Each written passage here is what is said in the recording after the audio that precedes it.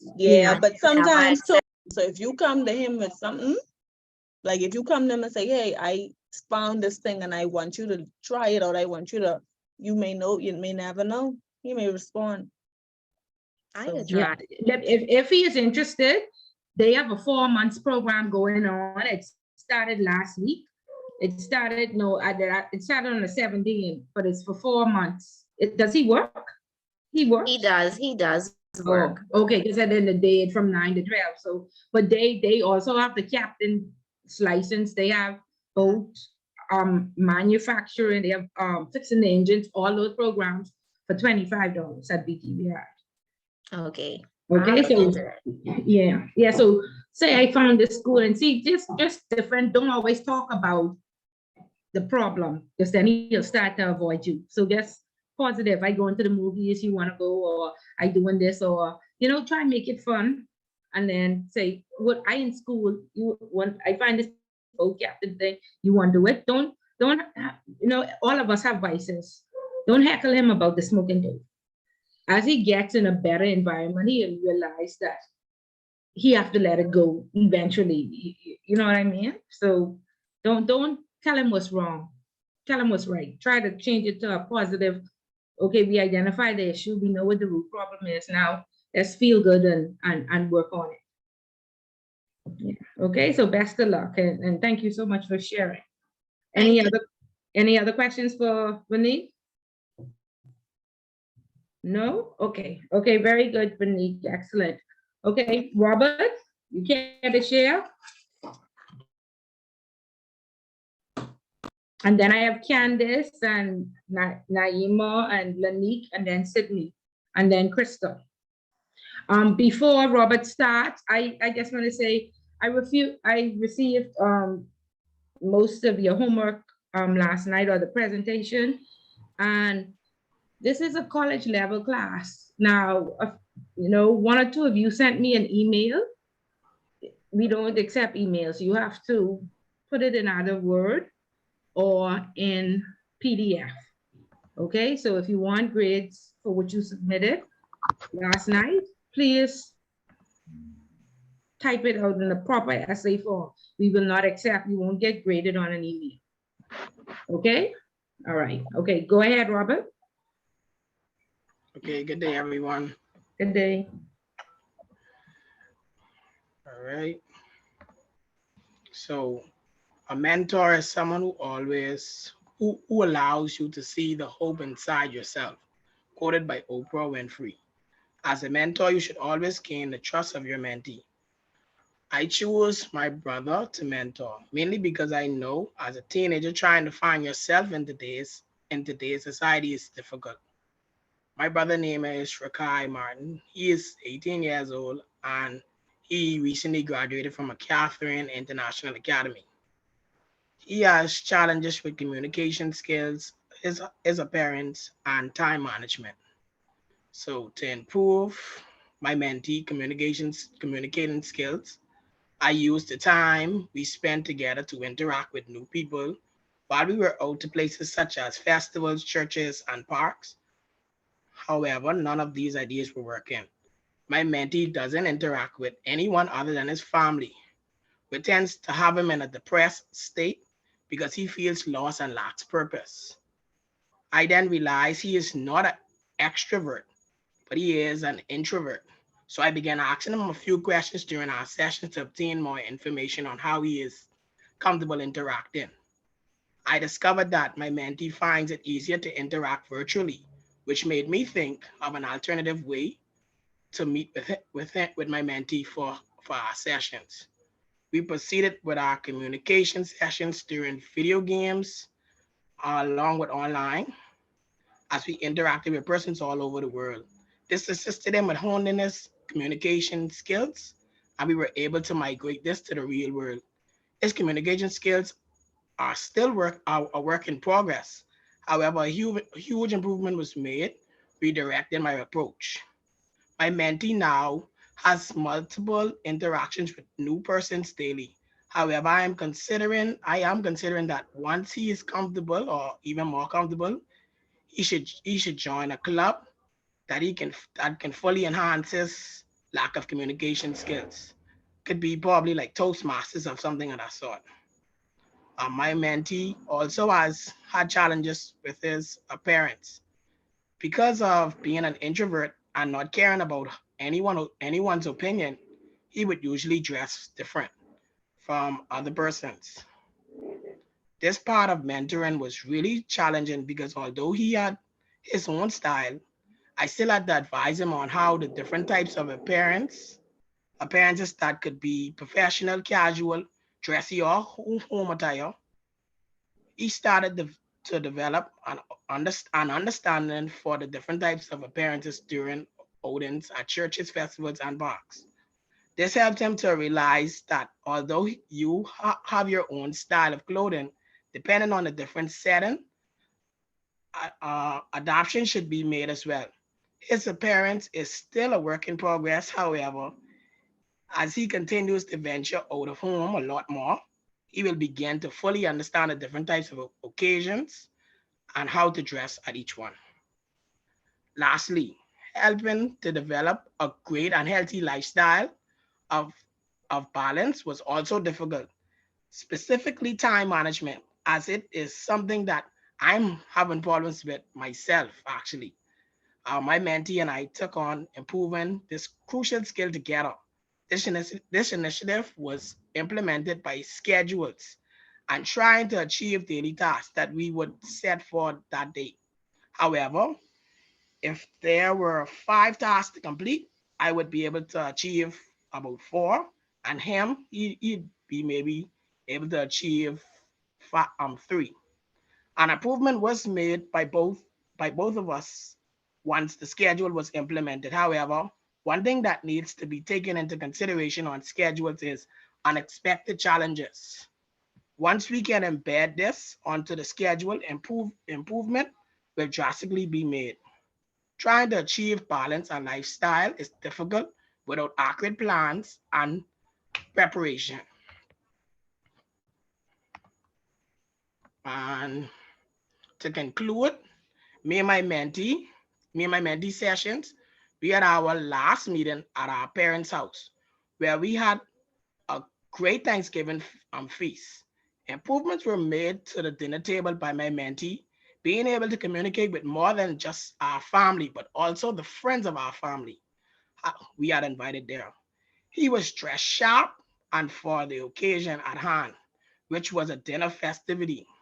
Although we were late to the event, we were able to make it there at an appropriate time, which was before Bohemian time, of course.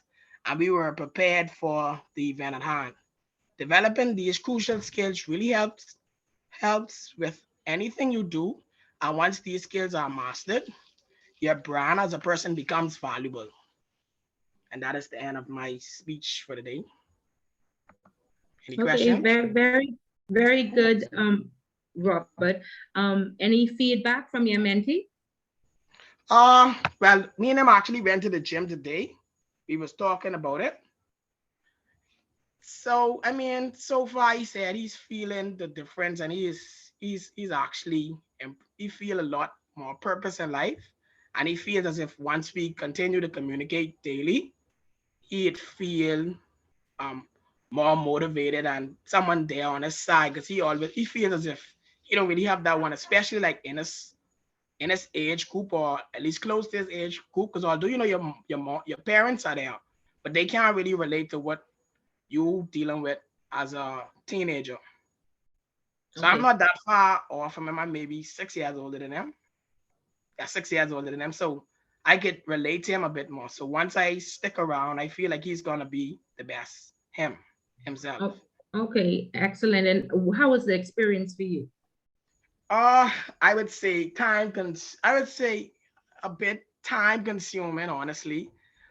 It was a lot of challenges, mainly because the way he think in life and the way I think is completely different. Because I am more outspoken and he's an introvert, so it was trying to understand his world and his mindset to really get on his level. And make it work. Yeah, Yeah. basically. Was it worth it? Absolutely, because now Okay. it's now a better bond between me and my loved one. So it really was a good exercise, and I would really encourage more persons to do it all actually. Okay, excellent, Robert, and I am very, proud of you because, just a confession of myself. Um, all through my years in the financial service sector, people always came and, asked for donations and they asked for time and what have you. And Miss Bullet had a checkbook on hand. I can write you a check right away. How much you need, I can pay. I don't have the time. And Yeah. so years later, we developed like a Toastmasters club, and I saw the people, constantly, always the same people donating their time, and always the same people paying. I always paid for my, my time, and I at the end, my time at Royal Bank, I felt almost embarrassed to, that time. Sometimes people just need to be heard. Some Yeah. people just want you to hear their side of the story and understand them. Okay, Yeah. so I am in awe of people that take their time and invest in others. So that, to me, that is excellent. And I stop writing. I still give a small donation, and I show up, for Yeah. just to be a better person. So I appreciate you showing up and helping them out. And there's a little saying, each one reach one.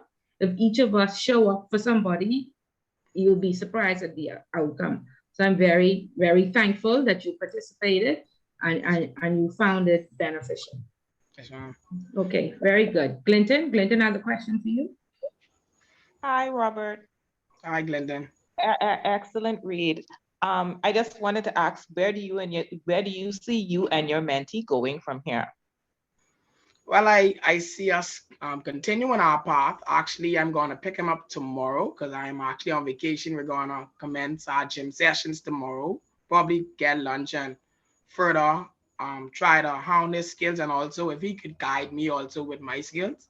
Hopefully, we tend to I want to go Toastmasters with him actually in January because I see a lot of improvement that I need to make, especially in the position I want to go in the bank itself.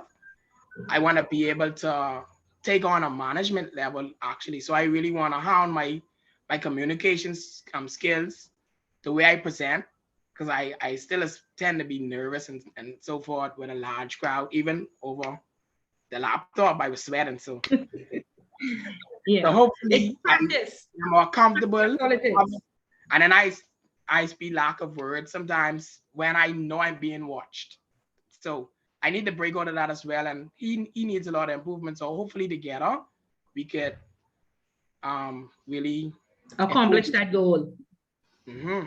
Yeah. And Toastmasters is an excellent program, and all it takes is practice. And in 6 months, you will be surprised how you can just stand up in front of people and the nerves ain't there no more. So very, very good that both of you are going to develop. Honestly, the only reason I haven't ran as yet is because this is a new role I in at the bank, and I still trying to understand and learn this role completely. And then I took on supervisory skills at BIFs and also banking law. So I would say I learning everything basically, my work life and school at the same time. So to me, I feel a bit overwhelmed, but something or two actually is winding now because I'm starting to understand my role a bit more now, and I'm almost done with the classes at hand. So I'll be more flexible January to take on that next. Yeah, step. and always schedule a break and do whatever you like and feel good, because sometimes you have to be focused, but then you need to take a break so you're not burnt out. Okay, so it's good that you're gonna have a little break and then you go again. Okay, so excellent, very good, very good. Okay, thank you so much. Any other questions for Robert? I have a question. Go ahead. I wanted to know if during your sessions, if you were able to get to the bottom of why he felt alone, like why, like his school life, like why he felt like I don't know if he had friends or like why he felt like an introvert, Well, from small, like where we grew up in Beantown / Grandstown, in between Blue Hill and Market.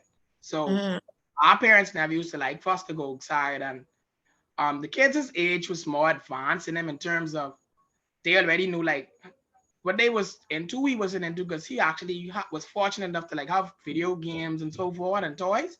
They were more like building kite, riding bike, and he didn't have that type of I guess Street smart. mindset that they had. Street So smarts. yeah, so he was a thank you. I didn't want to say it. He was a street Yeah. smart.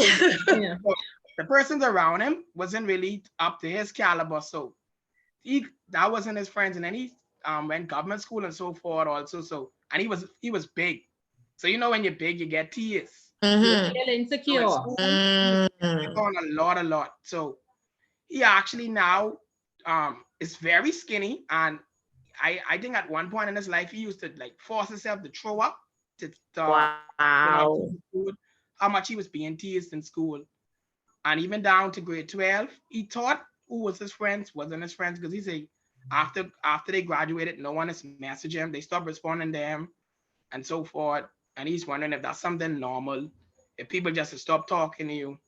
And I just had to encourage him to let him know that you can't really feel no type of way about that because you shouldn't worry. But people who really doesn't matter to you, like yes, they were your friends, but that was that stage of your life. It's time to move on and find better things in life. So Mhm. it's a Okay. lot. Actually, a lot I discovered, but everything shouldn't be said. Be said. Yeah. I agree. Okay. I agree. Okay, thank you. Yeah, Robert too. Because I had my daughter. She's an introvert, and she struggled too with not being popular. You Yeah. know, because she kind of was nerdy and Grammy-ish. So, she wasn't very popular, and she struggled for a very long time. And I told her, I don't have the need to talk as much as you need to talk. So you have to come and express to me that I need to talk. I can talk to you for 5 minutes and I got to cut you off because I teach. And when I teach, I talk too much, So I had to tell her, come and tell me you need to talk and I'll talk. And then find new friends based on what you're interested in. Don't worry about the people that you in school with, and then softball teaches you discipline and teamwork. So she joined a softball team and she was very happy, you know what I mean, with friends. And then she became too clingy. So then I had to go to the stage where, hey, you can't be too clingy, So, let him join a soccer or it'll help with his weight, exercising, and it'll help with teamwork because that's what he seems to need to know that it is not always the way you want things. You have to meet somebody halfway, or the pitcher have to throw the ball, everybody's a team. So a sport and, just 8 billion people in the world.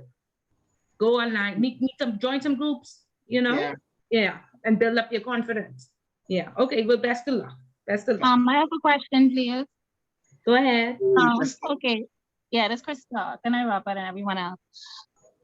I wanted to know, being that he was an introvert, and you are an extrovert, just wanted to know, did you at all come up with any tough questions or tough conversation? Or was it you told him what to do and he did it?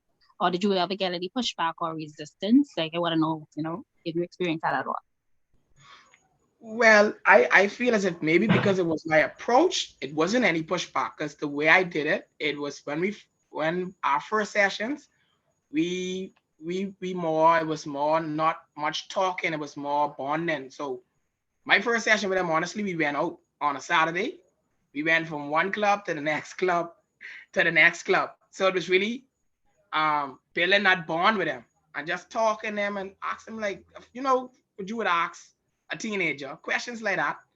And then from there, once he started to feel a bit more connected with me, it was just fluent. It was just easy for him just to display what he or express what he needed to express to me. And I was just able to give him some advice. And just by how he see me act or conduct myself while I was out, the amount of persons that came up to me and communicated with me, and he see I was well popular, and he was actually intrigued by it. So it wasn't really hard to get him to just follow what I was doing, or just to give him that advice to hone what he needed to hone. Yeah, it Right. sounded like he trusted and respected you. Right, Yeah. so he built that Yeah. trust. Yeah. Yeah, I felt the trust and credibility. I think that's where Mhm. that probably came in. So yeah, so because I took him on a level that his parents would never take him on, it was easier to get him to express everything.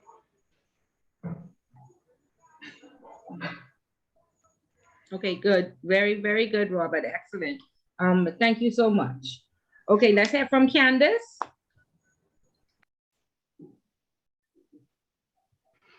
Good evening, everyone. Good evening.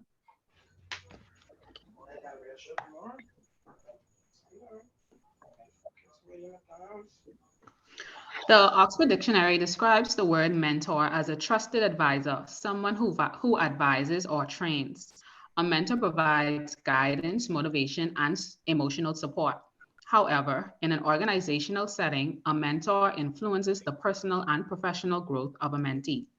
Over the past few weeks, I've been given the opportunity to mentor a colleague that is much younger than I am and new to our company. During our mentorship sessions, we were guided by 6 pillars that helped us with navigating the sessions that were new to both of us. These are purpose, communication, trust, process, progress, and feedback. Due to my mentee having very little work experience compared to myself, we've decided to make the purpose of our mentorship sessions about the ways in which you can build yourself professionally. The benefits of the purpose will not only help her professionally, but in time will gear towards her personal growth. Our subtopics are as follows: ways to gain knowledge, communication, and your appearance at work. With us being coworkers, communication was always easy. Some mornings she would visit my office before the bank opens or right after we are closed to communicate. Some days we would speak via WhatsApp. However, the majority of the time it was face-to-face. This way of communication was what really worked for us. There were also a few times where I would pick her up in the mornings and we would ride to work together. This was giving us another opportunity to speak and make up for times where we might have missed. Usually when I'm trying to communicate certain points to my mentee, I would use scenarios from my experience to give her a clear and better understanding of what it is I'm trying to get her to learn. For example, during our class, we spoke about how typing in caps means that you're shouting. Prior to this class, I had sent an email to my VP copying and pasting my comments from an application which was in all caps to the body of the email. My VP replied approving my application, then replied to me on a separate note advising that sending an email in all caps means that you're shouting. This is something that I had to bring to her attention because when speaking to myself and other employees through instant messaging is something that she often does. Although I've learned that she doesn't really know how to take constructive criticism well, I knew that she took what I said into consideration because she hasn't done it since. After a few weeks of communicating for an hour every other day, I've noticed that her trust in me began to grow. One way in which I felt that it has grown was when she started to come to me, giving me information on her personal life without me having to ask. Something she felt so excited to share with me. It was then that I knew that she took our mentorship sessions seriously and really enjoyed them.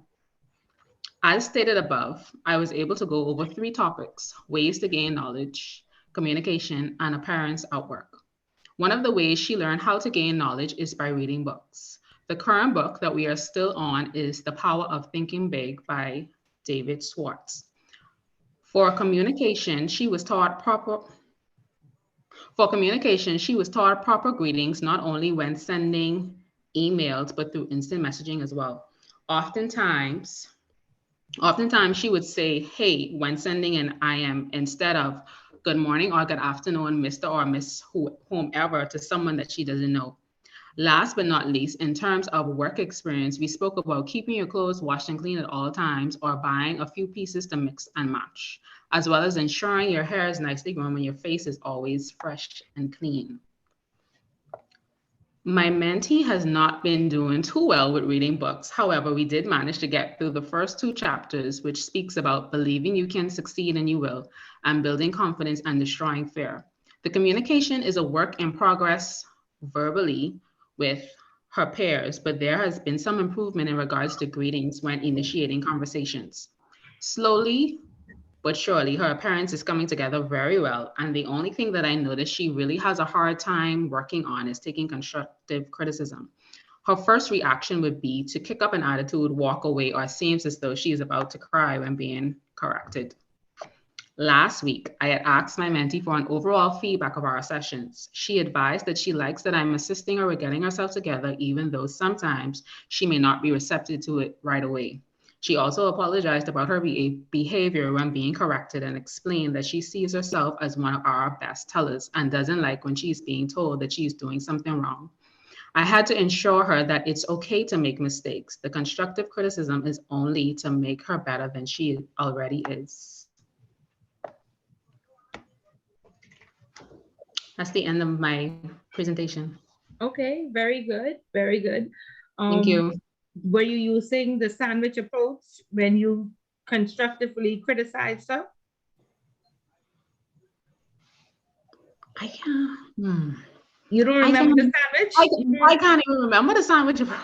Who could remember the sandwich? I can remember the sandwich approach. I can Start with remember. being nice, I can Tell 'em remember. about it. and then you layer the criticism in the middle, and then She you got say it. something nice again. Nice again. So you say nice, Nice, bad, criticism, nice. nice. So you let them know what they're doing good at or what you see good. And you say, well, however, I see this wrong. Right. And then you say, Okay, well, this is what we can do to fix this wrong together. Or like you could say, well, Robert, you're an excellent team player. You show all your team player spirits in different projects, even though you come late sometimes, and we've noticed that. However, when you come, you play a big role in the way the ship runs. And so we appreciate that for you. See? Well, thanks for bringing that to my attention, because I think that's probably why, because I am not a harsh person, but I think that's probably why she takes the constructive criticism the way that she does. I believe that the next time, if I take that approach, her response to me is going to be totally different. So I'm going to try that. I totally forgot about that. Yeah, so Okay. sandwich everybody, okay? Even at home, your kids, your husband, your wives, sandwich everybody. So they are receptive, and then you speaking compassionately. I'm not speaking because I want to degrade you or bring you down or complain. I'm speaking from a place of care and concern, Right. you know, and I know that you can do better. So I'm just bringing it to your attention in case you didn't notice. Okay. Yes, ma'am. Thank you. Okay, very good. So how did you feel? Did you find this beneficial? For me personally, You yes, because personally, it taught me a lot of patience, because I honestly cannot deal with somebody kicking up an attitude and walking off, and like I can't deal with that. Like I just shut down. But it taught me how to be patient with her and still go back to her and like try to get an understanding as to why she reacted in that way and stuff like that. So Okay. it taught me a lot of patience. Yeah, but did you tell her about behavior, whether it's verbal or non-verbal? Because again, back to my very special daughter whom I love, she is a straight A student, but very limited social skills. And so she thinks it's okay if the suck her teeth, roll her eyes, but I didn't say anything. I say your non-verbal behavior is very disrespectful. And I remind her, you could be the smartest person in the world, but I always call manners and respect take you to the world, right? That's what your grandma used to say, right? So you say that. You don't have to be smart, but you have to be respectful, and just rolling your eye and hissing your teeth, no way.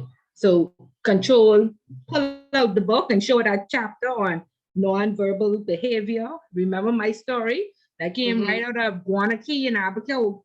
What you call it? Baker's Bay. You used to work there? No, my friend got fired for attacking his supervisor with his eyes. Oh, wow. Yeah. A black man versus a white man. He was fired. He was there for more than 10 years. And he was fired because he attacked his supervisor with his eyes. He said no words. He didn't raise his hand. He just stared him down. Wow. Yeah. So all is a training lesson. You have to be very cognizant how you look and your facial, your non-verbal expressions. Okay, very, very good. Very good. Any questions for Candace? Hello. Hi, Candace. My Hi. question is, did you get any feedback from your mentee? Yeah, I said my feedback in my last slide. I can read it again if you want me to. Yeah, I was trying to hear it. Mhm.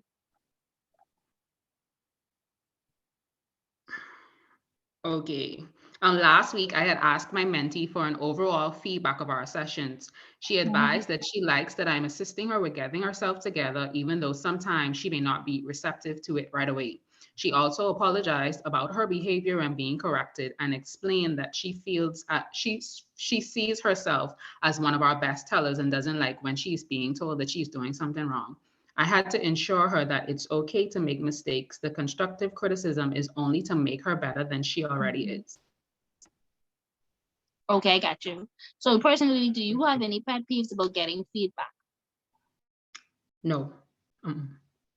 And you don't roll your eyes and look up in the sky. Listen to me. I come from a long way. Okay, so you I don't do none of that. you don't count the 10, you count the 25. Yeah. Right? Okay. Okay. That's true. What I find at times it does cause persons to become defensive, especially like you say, if you don't approach it in a tactful manner, Yeah. it could really, break down a lot of what you're trying to do. So Yeah. I applaud you. Good job. Thank you. Okay, very good. Sydney has a question. Go ahead. Right. My question is, I know you mentioned that you tried reading. Did you try like doing anything that she likes, like I guess coming from her point of view, as opposed to I know you mentioned you like to read. Did you try doing anything that she would prefer doing? No. Because the majority of our sessions was at work, I never asked her like what are some things that she wanted us to do. And I think mainly it's because I think maybe I shouldn't have, because I have already made this picture in my head of the thing that she really like to do, which is go out a lot. She is like a firecracker, and I usually watch her status a lot. So she's always out, always drinking every day, all the time. But I'm trying to like get her out of that kind of mindset to try. And like I said, our main focus was how to build yourself professionally. But I will take that in consideration and probably ask her what are some things that she would like for us to talk about or like for us to do other than what I bring to the sessions, and see what she says. Okay, that's very nice of you, Candace. But is she at the party age? Is she how old is she? She's 25. Yeah, let her be, Candace. This her years to be the club. Whatever in you has to come out, right? That's true. So we don't want her swinging from the chandelier at 40, right? So Yes. let her swing. And we have some 50-year-olds still swinging from the chandelier. So let her party till she can't party no more, and then she tired. Okay. But just balance, nothing in excess. Just say, you seem to have the party life down pat. That's excellent. Just some balance for corporately, but this I guess we don't want to see it at 40 and 50, because when you suppress it or when you have children too young, trust me, when them children turn 18, you'll be in pum pum shorts and your belly will be out. So do it now. Okay. So very good, Robert. Go ahead.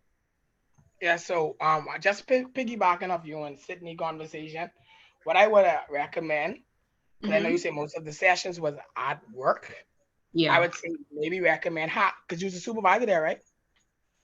Not really. I'm a loan officer, but okay. So basically. Yeah. So what I would recommend is maybe a happy hour, or if not a happy hour, maybe 30 minutes, like after hours, and you guys just do something together. Like out the branch. I mean, you could do that at the branch as well. Sometimes me and Sydney and Christy, we actually do happy hour at branch. Okay. We get some food, something to drink as well, and then play dominoes and so forth, or little games like that. Mhm. Yeah, so Yeah, that helps with morale make as it well. fun. Make it fun. Right. Yeah. Yeah, that make it sounds fun. good. So it don't have to be where you go out with her, but you could probably do something together in that sense. In the branch, yes. Yeah. Okay. Yeah, or thank maybe you. even like a Starbucks stop on the way home, something like that. You guys could Yeah, We just, don't have them.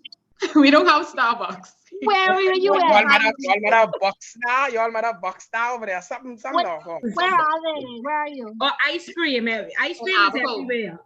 Ice cream is Oh, everywhere. ice Yeah. cream. Yeah, We yeah. have a Ice few cream, ice cream milkshake, places. something like that. I know Yeah, that would be KFC a nice over there. idea. KFC it sells Get some sauce in the breeze. morning. Y'all could probably venture to KFC for sauce in the morning. We don't have KFC anymore. Oh, really? Okay then. Yeah, ice cream. Stick with the ice cream. Ice That's cream so nice. everywhere, I'm gonna Somewhere, say. yeah. No, we call it that. Sydney, tell them what Navigo. Yeah, let her know the Navajo, Sydney. Tell her Starbucks over there, y'all. It just came Tell them where to go, Starfire. Let her Sydney. know She need to know Starbucks where over to there. go. Then the clown, we call it that. You can tell off how we call it. Right. Okay, very, very good. And guys, but excellent on the everybody getting full points on the participation, the ones who will ask questions so far. So excellent. Very, very good. All right. Thank you. Good. Okay, Miss Clinton. Bird, I have Yes? one thing to say. I just want to say that you said that let her get it out. I got pregnant. I had this in my essay, but I took it out. It felt a lot personal. But I got pregnant at 21, gave birth at 21. But by time as I reached that point in my life, I felt like I had already done everything. Like I already experienced everything. Like getting pregnant was the last straw. So now, even though I am 29, I don't go out and do stuff. I am Because a you got it out. homebody. See, Benny, you got it out. Most people don't get, you probably had help. You know what I mean? Or you probably was sufficient, partied enough. But obviously she ain't party enough, or she, ain't doing enough. And I just look at my nieces who had, children at, 17 and 20, and their children like 12 and 13, and they go into the club and they 30, 35. And you would think by now it would have been out. And I just realized I let them be, First I used to complain and say, you have teenagers now. And it's like, yeah, teenagers can watch themselves. You know how many years I wait for this? So I say, okay, I let them be. Because again, like I say, whatever in you gotta come out. And if people try to suppress you, maybe yours came out. Okay. So it's good. I mean, everybody is. Yeah. So when I have a question. So kind of in your conversation, like I said, I see a lot of young. I see Sorry, women who 40 and 50. Yeah, go ahead, Crystal. sorry, no, you have a point. Go ahead. No, I see women with 40 and 50. It in pum shorts. It grandmothers in the club, and they ain't just to the club because today is somebody's birthday and they celebrate. No, they to the club every night, drinking and carrying on. And I just feel that is a time, and let everybody have their time. Okay, but I feel like when you suppress somebody or you force somebody, it'll come out in your marriage, or it'll come out in your old age when it looks inappropriate. That's just my, and I don't have to be right. I agree. Yeah, but And then you have a lot of women who believe that, grandparents in particular, who believe that, well, my children are adults now, so I don't have time for that. Like, it's time for me to live my life now. So I agree. Yeah. Crystal, would you say, Crystal? No, I'm good. Thank you. Yeah, so it ain't everybody. It wasn't everybody, but I see a lot of it happening now where, some older women and men doing some stuff with really, really, past their time. I just feel that way, but anyway, it's just my opinion. But I think you're supposed to party till you're 30 and then look for a husband or wife. But you may call me hypocritical. I got married at 22, which I felt was a mistake, so that's why I feel that way. But to me, your 20s, party like a rock star. 30s, try to settle down and build a family. That's how I feel. That's just my own personal opinion. It ain't right, it ain't wrong. That's how it's going to feel. Go ahead, Candace. Going back to what Vanique was saying, I sort of kind of understand part of her point, because my mentee got pregnant at a young age as well. But what happened is both of her parents died like when she was about, I think, 2 or 3. So her child now lives with her grandparents. So she doesn't have like the responsibility, or like she doesn't have anybody to be watching over her to like guide her in the right direction. And I think that's one of the reasons why she parties so much. But then I understand your point too, as well, when you saying that at a young age you still have to get it out. Yeah, I just feel a lot of people are suppressed, or they might have gotten somebody pregnant, and so now they end up in a marriage, and they have responsibility and they have bills. And I have seen my friends, like, I don't know, and I don't know if I know the wrong people, but 90% of the persons who got married when they was 20, and I don't want to give you all a doom and gloom report, and I was one of them, they're divorced, right? They had a divorce, or they live in one room and their husband live in the next. Okay, one swinging from the chandelier, one hanging on the blocks. Like they just got fed up, or people stayed together to raise children. And life is very tough, and there's a lot of pressure. And if you feel forced, you have to explain to that person that I feel forced. This wouldn't have been the life I chose. We probably got married too early, or I got you pregnant, and I don't know if I want to do this no more. And I see a lot of parents, like, they just walk away. The children are grown now, so they just walk away. They only stay for the children. So, I mean, there are a lot of ills in this world. You just gotta pray and, do however you feel, express that, and try to live the true you. So you don't feel, like you have to get divorced or end your marriage, or, leave right away. If you like to go out on the weekends because you wasn't able to, then speak to whoever you with and see if they agree, and then, don't be forced. And a lot of women just give up their entire life to be a mother and a wife. And that's another problem that I'm seeing now with my friends who gave their whole life to be a soccer mom, and they hate the husband and they hate the children. And it's very real. So I just saying, just now I at this age where we already, I raised 5 kids. Luckily I don't hate them, but I got divorced. So I became a part of the statistic, So just be the true version of yourself. And if you like the party, try to do it while you're young. Because when you get husbands and kids, I don't know if y'all having the same experience, but my 5 children consumed me. My husband consumed me. I didn't have a life. And then sometimes they don't even consume you. You're just trying to be such a good wife and such a good mother. You always want to please them. You end up losing yourself. Okay, so speaking from my experience. I feel like it has a lot to do with balance as well, because I'm a mother.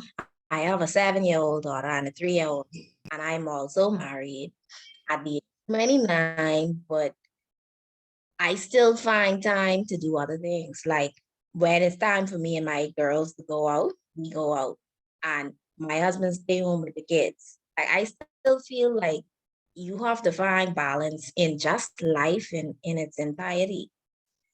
For me, it's about balance. Correct. And like I say, a lot of, today I feel like a lot of what how my parents raised me, was not exactly correct. Like a woman had to do this and must do that and whatever. So, I see the millennials now, they ain't buying that. They living their life and they do it, which is good. Regardless. Because, right. Right. Because of course, after I was married and I couldn't talk but go out with no girls and talk, but it is like you don't cook, and clean, and take care of children, you have 5 children, you don't really going out with girls, You cook So, tonight, I going out. yeah, cook yeah, it didn't work like that. And then at one point I had gotten a promotion to the manager, and I spoke to my husband. I said, can we get because growing up, we always had help. I say, could we get some help? And he said, no, he don't want another woman cooking his food or cleaning his house. And that's what he married me for. And I thinking that's a career girl. So, yeah. I even offered to pay in full. So, yeah. But anyway, that's just Miss Bullet experience. Balance is what is correct. Okay, very good, very good. Back on track. Linton? Good afternoon. Okay.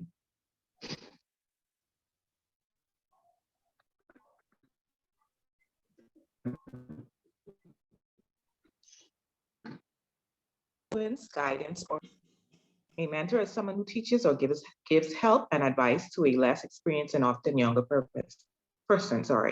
Purpose.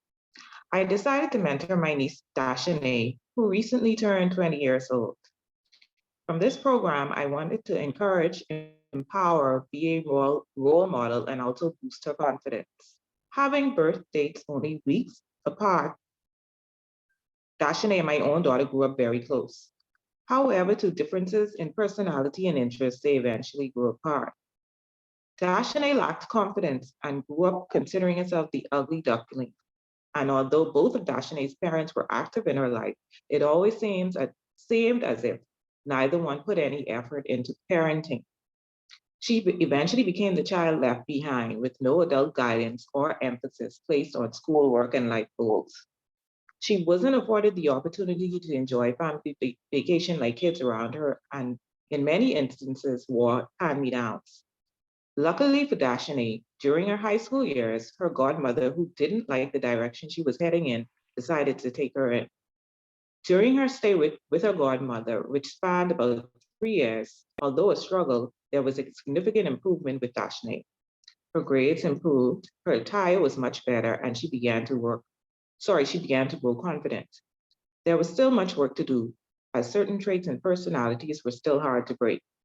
I would actively participate where I could by getting her to spend some weekends with my household, even taking her on family vacations. However, after she graduated from high school, Dashane moved back home, and once again, she was back trying to find her way in the world.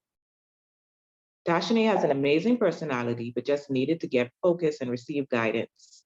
Communication. While most of our discussions are held with weekly updates via WhatsApp, I've made it possible for her to once again start spending weekends with my family and I, as her current living arrangements aren't the best. While gossiping is a part of our discussions, we also discuss goals and personal achievement. Dashane is currently unemployed and has had several small jobs throughout the course of the year. One in particular was at a small family-owned takeaway. Because of the familial relationship that the owner had with her father, they felt it easy to take advantage of Dashane. They would have her work long hours, sometimes up to 10 hours a day without lunch hour and without even providing lunch. She was required to work the fryers, take orders, as well as clean. At the end of the week, in most instances, she would carry home less than $100, and NIB definitely wasn't paid. Hearing this was disheartening to me, and I encouraged her daily to quit, as I felt that that particular job just wasn't worth it. I encouraged her to use her talents in hair plaiting to generate funds until she could find something better. Thus, I became her #1 customer, enlisting her services bi-weekly to plait my daughter's hair. Trust. As with most of my nieces and nephews, I've always held an open door policy, making them feel comfortable to come and talk to me about just about anything. I must admit, some of them feel more comfortable coming and confiding in me more than my own kids. Progress.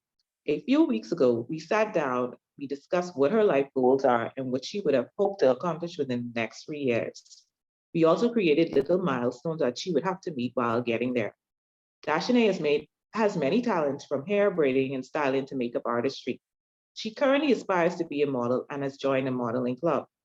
She also hopes that within the next 3 years, she can have a small salon attached to her grandmother's home, where she can actively display her talents. In the meantime, she continues to actively seek employment. In the past few weeks, she has completed a modeling portfolio and has even stood in her first fashion show held November 6th with Legacy Modeling Agency. Feedback. I asked Dashane what was her takeaway from our interaction specifically in the last few weeks, and if she felt anything was beneficial. In her response, she advised that although at times it could be perceived harsh and I could be perceived harsh in my delivery, she appreciated it because it was something she didn't have in her teenage life. She had nobody to lay out the potential ramifications of certain actions. She stated one example in particular was me encouraging her to leave the takeaway job. As I explained to her, the owners never properly trained her to work the fryers, something that could be potentially hazardous to her. The fact that they weren't paying her NIB in case of a major injury just wasn't worth the risk, as she would not only be unable to receive benefits if injured, but injury would definitely delay her from finding her dream job. It was my encouragement not to never settle, not accepting mediocrity, and enslaving herself further pushed her to actively use her makeup artistry skills. My takeaway from the experience is that most people just need someone to show them a little attention, and it's more important at times to just listen rather than give instructions. And that is the end of my presentation. Okay, very good. So this young lady, you were saying, felt like she was an ugly duckling growing up and now is a model? Yes. Did you say that part, or am I confused? Sorry? Yeah? No, you said growing up, she felt like yeah, she was. I think a lot of very it insecure? had to do with, because she didn't have the clothes, and she had a lot of cousins around her age bracket, and they always had, their parents invested in them, and she didn't have it. So you always saw her when she came out to functions that you could tell she wasn't confident. Okay. But Okay. now Okay. that she fixes up in the mirror and now she styles her own hair, she is very confident. Okay, and enough to be that's like I say, that's from 0 to 100. So that is excellent. That she got the encouragement along the way, and she feels beautiful now. So very good, enough to be a model. So very, very good. You said that she never had anybody to push her in the right direction, but she didn't like the criticism. So were you using the sandwich approach, or were you just being harsh? Like you say, I'm very harsh. When I say harsh, I'm just blunt to the point. So no, I did not even remember the sandwich approach. I did not remember the sandwich approach, I must admit. Okay. It wasn't that she didn't like criticism, though. I think it's just that a lot of times her godmother wasn't as stern as I was, but at the same time, we both had the same ideals. We both meant that we're trying to get her down the same direction, and then we would train her to do or be one way, and then she would go home for a weekend to her mother's house, and then it's like a 360 turn, and then you have to mold her back into what you would. So it was a lot of pullback. Yeah. So I read an essay years ago that said it takes 21 days to break a habit, right? So that means 21 consistent days. Was she getting the 21 days before she returned to her mother's house, or no? I mean, yeah. No, 21 consistent days. And then you check sustainability in 3 months. No, Yeah, so if you need help, think about it and see, we are compassionate to what is wrong with us, but we don't understand why, like, and you don't drink, and so you don't understand why people have to drink so much. But if they have a problem or gambling or whatever, so always think about if it was you, how would you want somebody to approach you if you had a bad habit? And Yeah. you know, is it easy? I mean, Ms. Bullet have some habits, and I addicted to Coke soda. So for Lent, I gave up Coke soda, and the day after Lent, the 41st day, I was having a Coke, hiding from people having a Coke, right? And so normally when I have to have a hard conversation, a lot of times people just avoid it or they do not tell the truth. Remember, we talked in the book about honesty. So I normally say, you know, I'm so addicted to Coke soda, and I gave it out for Lent, and I was so proud of myself. And on the 41st day, I like nearly drink a 6-pack, and I don't know what to do with myself. But, you know, let's try to, you know, you having 3 beers, and you just fall down after the third beer. So how about let's just have 2 so you don't have to fall down? Because I really need to stop drinking this Coke. You see what I mean? That's what I do. So try to say something about yourself first, to say that all of us have vices. You have a thorn in your flesh, I have a thorn in mine. You know, so try to fix this. And then one week of training and trying to break that habit. No, you need that consistent support for that to stick. And then again, like I said, you check sustainability months later to say, you still okay? Everything on the right track? You know, you still need some help, some support. Okay, so it seems like y'all have made some positive change in her life, so that's very commendable. You know, that she brought up a confidence level, and this gossiping, what this is, and you know, Miss Bullet say everybody talks about everybody, but we don't want that vicious, toxic grapevine, right? So if you're talking about people about concern, or you know, something that this their wedding, or this is my opinion, nothing malicious, nothing toxic, because as women, we are great at tearing down each other. And then we are great at training our daughters to continue to tear down, you know, so we teach them that.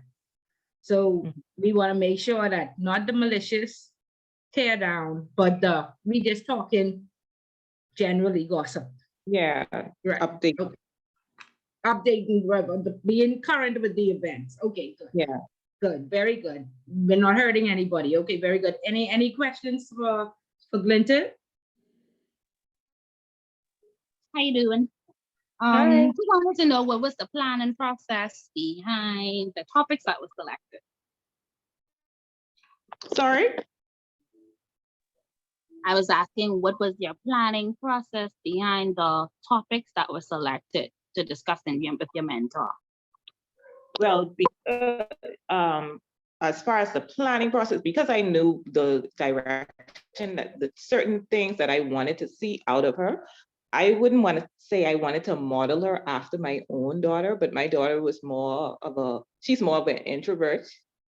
My niece has qualities that I would love my daughter to have, like outgoing and street smarts. And so I guess I would look, there are certain things that qualities my daughter has that I would want my niece to have, like ambition, and, you know, trying to elevate herself education wise, not just about the hair and the makeup. I mean, school isn't for everybody. Sometimes once you see a child doesn't want to go in that direction, technical skills is in some instances better, in my opinion, but I still feel like she should still have some education to fall back on. And so I wanted to steer her a little bit in that direction as well, and let her know, although I'm happy for her building her confidence and being able to find something to lean into, such as the modeling and the makeup artistry, I still feel like the book work, she still needs to get into that as well. And my daughter is more onto that kind of, on that path. That's why I said in my write-up that, you know, they were very close growing up, and then in high school, they kind of just went their separate ways because my niece is one who eventually she's going to be, well, now she is, doesn't go anywhere at all. Sometimes I wish she would, but you know, I'm giving her time to get into that. And so that's why I chose some of the topics that we went into. Okay, did you give us some praise, Clinton? Did you like how you just spoke and said how she is so good at some of these things? Do you let her know that? Because sometimes people just want to hear, well done. Yeah, I always tell her about but that's one of the reasons why I told her to get out of the dead end job and just go into use your plotting skills for now, you know, advertise yourself in the neighborhood and get the little students to do and, you know, generate funds from that until you could find a job, until you could save that money to start classes. It's better than catching 2 bucks a day to go to a job and then don't carry home not then $100 a week. Right. And at BTVI too, if she is interested, again, $25 for cosmetology, $25 for being trained as a makeup artist, for nails and all those different things. And those classes are at night. So you could still work and pay the $25 and enroll if she is interested. Yes. Yeah.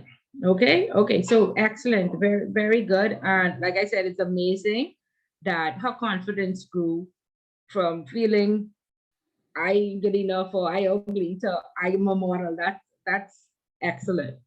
Okay, so very good. And I'm sure it's due to the support that you and I think you said your sister or somebody else gave her. Mother, I want to add too, I think the reason why she didn't have that confidence, besides the clothing issue, I think her mother, from what I could see in the past, her mother was a part of that as well.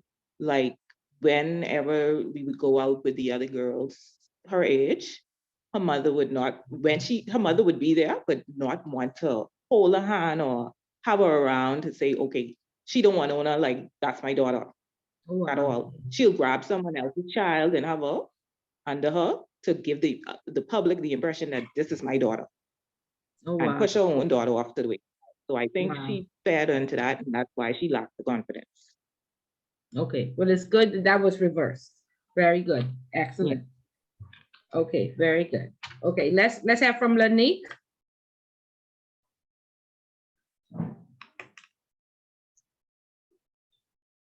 Y'all can see me? Yes. Okay. For the past 6 weeks, I've chosen to mentor my coworker, Opal Knowles. Opal is a young wife, mother of 2 handsome boys, full-time receptionist at the accounts department of Commonwealth Bank, and an entrepreneur. Opal and I decided to work together to achieve better systems in her life that would help her balance the numerous duties she is expected to fulfill.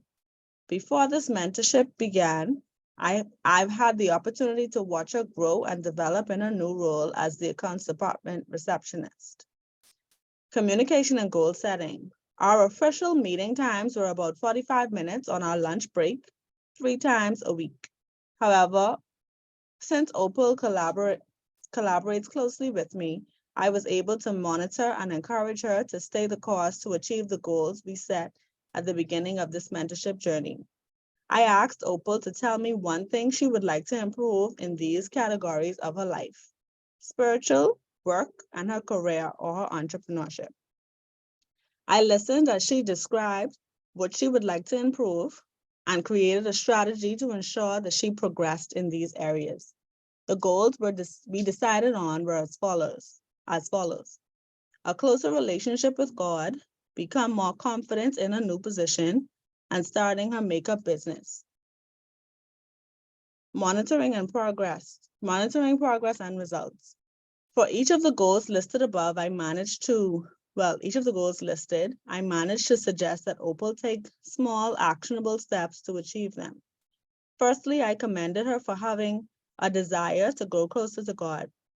I shared with her on how I had to restructure my life to satisfy the thirst that I had for more of God. A simple task I gave her was for 6 weeks of our mentorship program was to only consume Christian content. everything from music, television, and even what she saw on social media.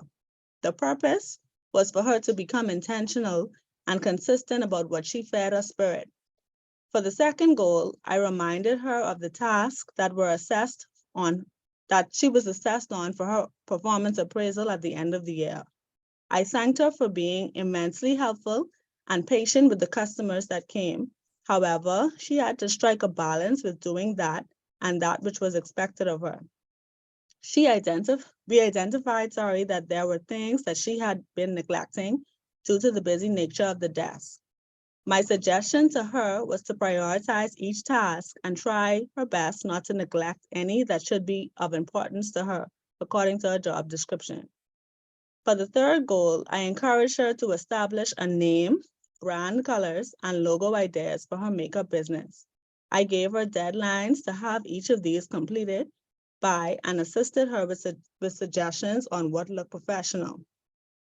Each week, Opal reported to me her progress on completing each actionable step I gave her. For 2 weeks, there was more progress than others, but I continued to encourage her and reminded her to keep her goals at the forefront of her mind. Opal reported that in the car, she listened to the gospel music, which was beneficial to her family who rode in the car rides with her. She purged her social media and decided to unfollow pages that did not align with her goal. By the end of the 6 weeks, Opal had gotten so accustomed to being intentional about what type of content she fed her spirit. She explained that this change led to her being available to read her Bible and spend intentional time in prayer. In reference to her confidence in her new position, Opal displayed a great amount of confidence because she knew exactly how she would prioritize her daily tasks. She took the initiative and worked extra hours to catch up on the work she fell behind in, such as updating her logs that she was responsible for. I was sure to thank her for doing so and motivated her to keep up the excellent work. Lastly, each week at our meetings, Opal came with ideas to show me about her business. Since she was most excited about this, she surpassed the steps that I gave, and should be on track to launching her booking website for a makeup application in a few days, just in time for the upcoming holidays. Feedback. Mentoring Opal was a dream. I chose to mentor her because I admired how she can gracefully wear all the hats in her life. Since I have been in the company longer than she was, my intention was to assist her in making her days run more smoothly. Helping her in her spiritual walk and launching a small business was an added pleasure. One thing that I found challenging was squeezing her into my busy schedule and being able to be present in our meetings, giving her my undivided attention. Opal's critique was the same and suggested that we should meet outside of work or on Zoom call since we were interrupted most days. She went on to say that she preferred my style of mentoring in that I was able to monitor without micromanaging her, and I was able to encourage her without coming off aggressive. Overall, I am extremely proud of Opal and the strides that she has made in each category, and expressed to her that my mentorship does not have to end even though this class does. Thank you. Okay, very good. Robert, go ahead. So good night, Lenique. Hey, Robert. I just had one question in regards to you and your mentor. What was something that you would have learned from her? Honestly, well, I didn't put it in there, but Opal is younger than me. Okay. Opal is like my superhero because I don't know how Opal is cook every day for her family and come to work and not only cook for her family, she feeds men. She has 2 boys, a husband. She cooks for her father and her 2 brothers. I do not know how Opal does it. And Opal also took on a class at Biff's. Like, I just think Opal is a superhero. So I learned so much from her, even though I decided to mentor her. It was really only for work. But when she said that she was weak in those other areas, I would have never known that, because Wow. I don't know. She's amazing. Yeah. Like, I don't know how she does it. And So that I ain't, learned. and that ain't steamed sausage and rice. That's No, big. like she cooking. I mean, she's cooked meals because you have to feed. She feeding men. She's the only one. Yeah. She's the only woman. She So that's feeding like peas men. and rice and you're baking a macaroni on a Tuesday night. Miss Bullet, Robert, like I she gotta tell me how commend them for that. she is set the slow cooker on a Sunday morning from like 4 a.m. and then she's get them up for church. And I just like, what? And she married? Yeah, she been married for 7 years. Oh, that's a bummer. She Okay. got married when she was 20. Look at Robin looking for a good housewife. Hey, Yeah. Look at that, She even know Denise. She got outside. married when Auntie she was Bridget. 20. And I just, out of curiosity, do you think that she seemed like a calm person? Yeah. I mean, I don't know. And then the thing is, her mother passed when she was 9. So her older sister, her older sister got married young too. And so Oprah was left, to take care of her daddy. Like, I tell you, she cooks for her. To She grow takes up care, fast. she takes care of all of them. So how you would use her expertise and skills to use that in your daily life now? Well, Hopefully you don't have to cook for all those men, but you know. no. I supposed to be I'm getting married in 2 months, right? Okay. And Congratulations. thank you. And Congratulations. thank you. I'm trying to find ways to balance my new life.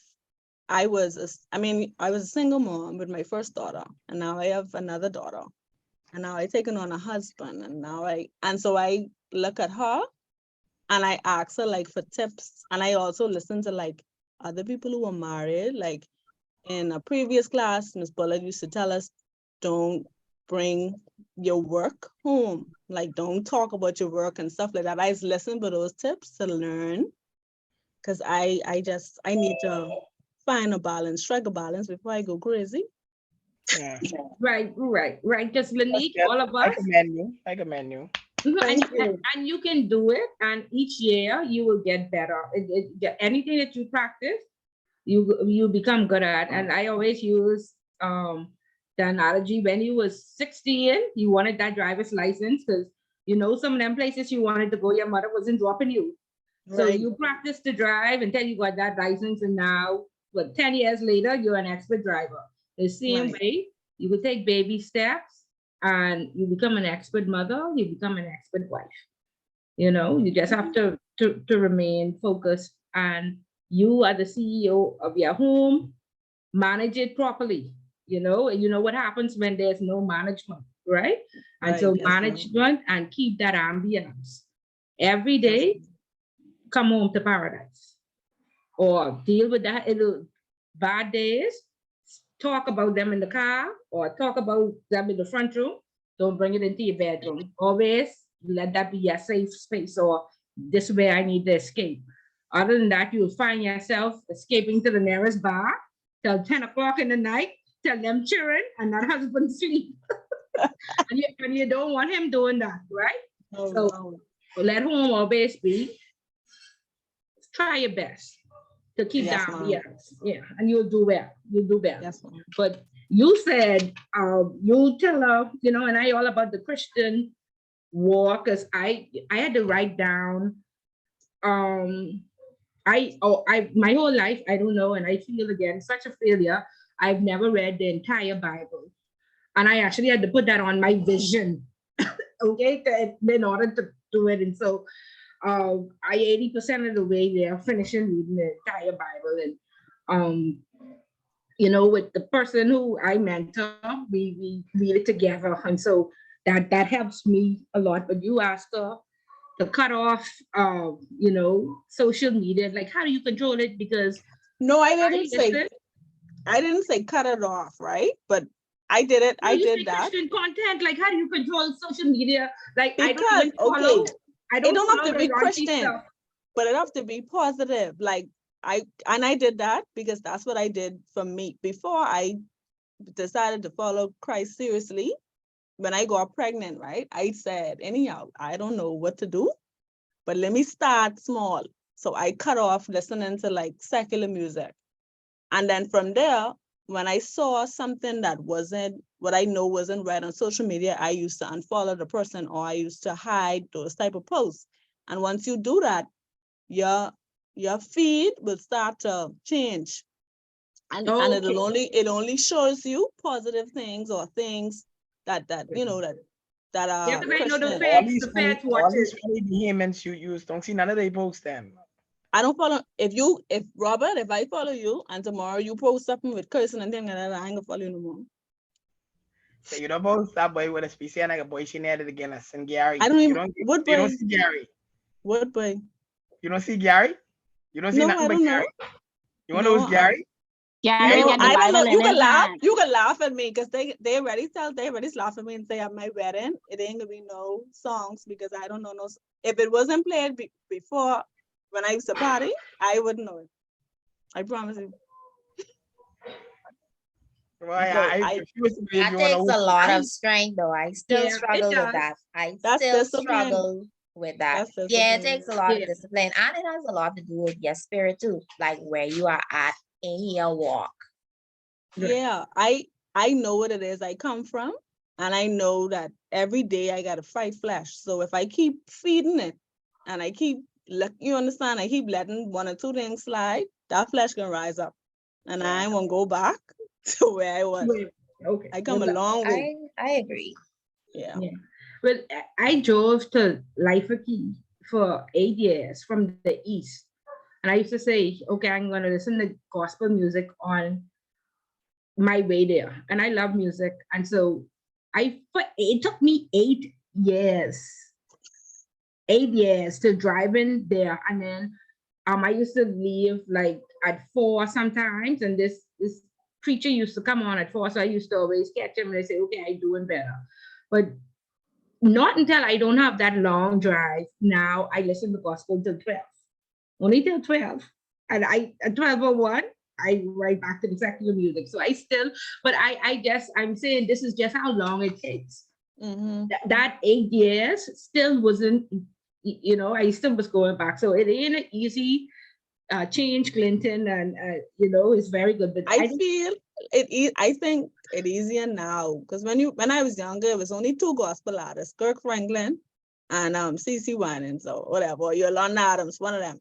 But like now, it's so much more like different artists out there, and they're not singing like church organ screaming at your right. gospel. It's Catchy, much yeah, more catchy, yeah. yeah. Catchy So and enjoyable, right? You're right, right? And see, you're still young. We're pulling at 40 years of the world, so I still beating it. It could take me at least 10 years to beat the world out of me, but I on the right track. I get it. It was very, very, very good, very good.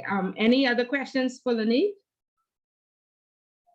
Okay, and again, like Lanique, I said, I'm in awe of the people. Time is so precious and we always so busy and life just happens.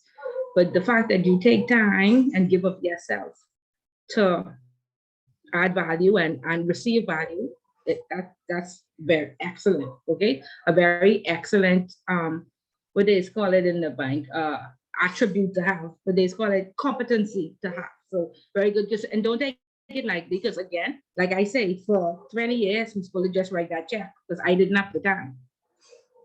I have 5 children, I can't do it. But it's needed. That money does not, make the difference. That time makes the difference. Okay, Yes, so please don't give up that attribute. Excellent. ma'am. Very good. Thank Okay, you.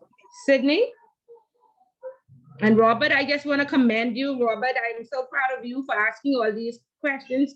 You really getting this 100% and you won't play with Miss Bullet tonight. So excellent, Robert. I must commend you. I'm very proud.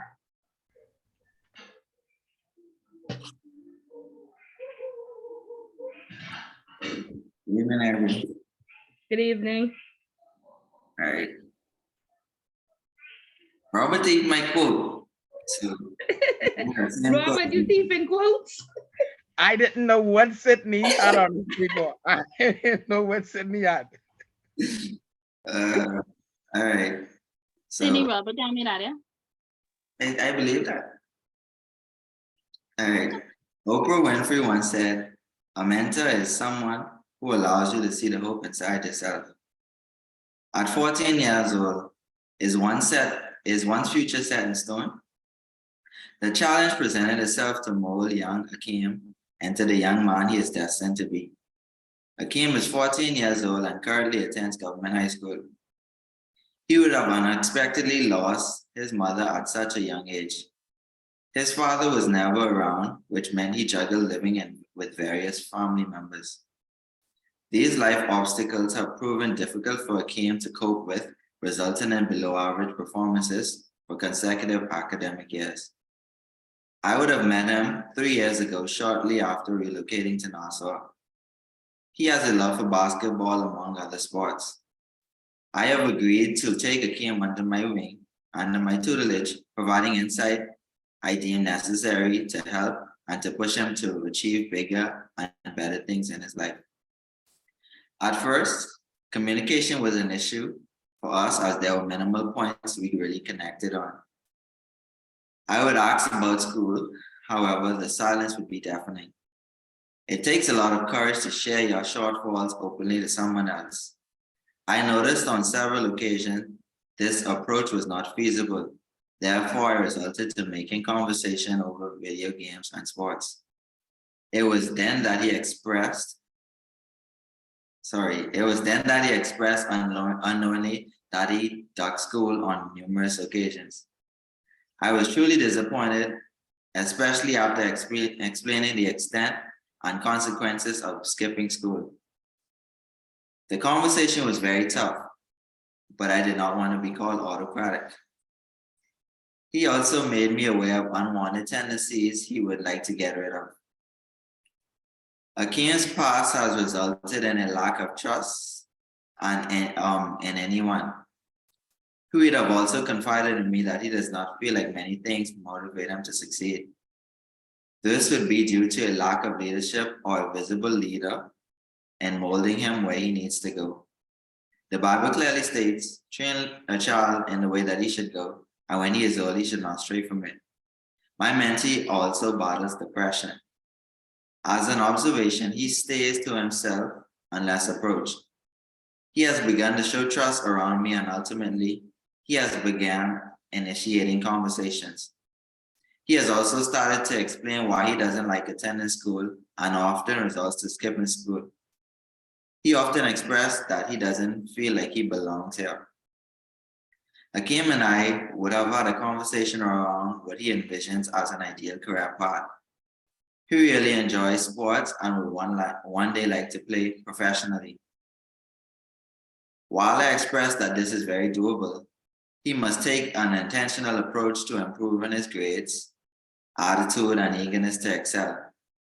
Although we would want immediate improvement, we have set quarterly goals to pulse check on his grades, attitude, and extracurricular activities. Akeem agreed to committing and showing an effort to do the same.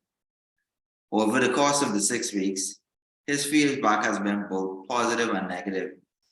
He expressed gratitude towards receiving the opportunity to shadow someone he can potentially look up to. He did also state that sometimes I've been hard on him. I can agree in many instances because I want the best possible opportunities for him. That this sometimes involves a more demanding tone. Akeem has plenty of potential, however, he lacks the drive to want better. We definitely would want to stay in touch, and I look forward to a lifetime of greatness, supporting him every step of the way. This is the end of my presentation. Okay, go ahead, Vinny. Okay, my question is for the part of your essay where he said that he doesn't want to be here. What did he mean by that, and how did you respond to that?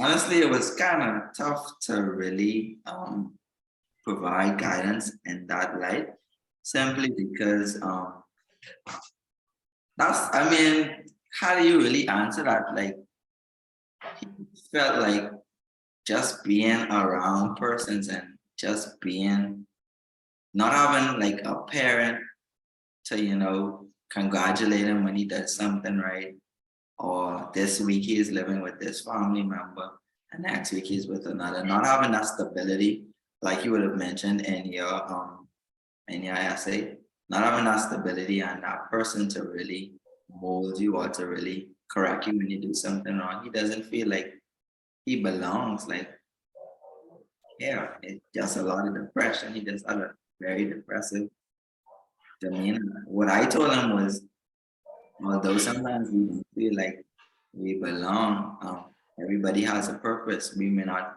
find our purpose at a young age. Some of us find our purpose, and I don't know, old age. Sometimes you don't find your purpose until you change your mindset or you change the culture that you actually live in.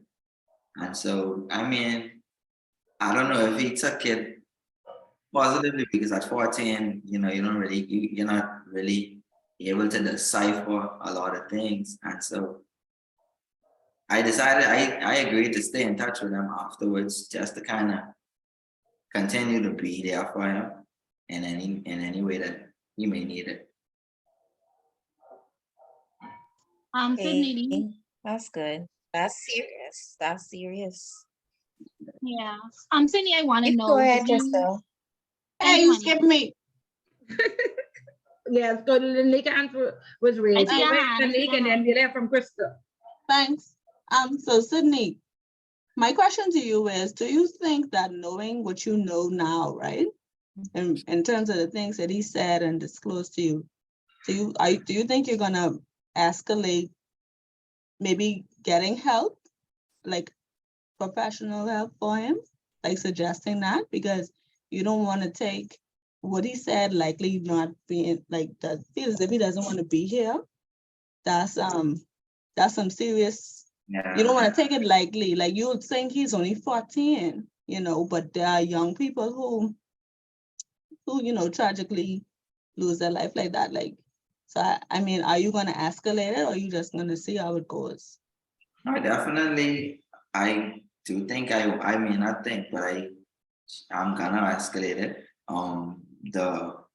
The few family members that he's, I guess, still in contact with, gonna bring it to their attention as well, so it doesn't, so it isn't where, oh, we didn't know he was going through this, just so that the persons around him are aware of, his mindset, what he's going through. And, seeking, like you said, professional help, because it's serious. Yeah, I don't want to take that lightly, Thank you. Go ahead, Crystal. So beautiful. Okay, thank you. Girl, it's you in this picture doing it. Okay. Yeah, Sydney. So what I wanted to, I guess, suggest or recommend that during your time with him, as you further your mentorship relationship, probably to just encourage him to utilize another outlet. It seems that he's good at speaking, because I'm based on what you were saying, you both had a good open dialogue. He seems to be an open and an honest person. He didn't seem as if he kept, it doesn't seem as if like he just gave you pieces. It felt as if like he wanted somebody to talk to. Yeah, like a cry for help, Crystal. Right, like a cry for help, something like that. That's what I get from what you were saying. So just wanted to probably encourage him to have another outlet, like maybe write out his thoughts in a journal, maybe write rap songs if it is that's his interest.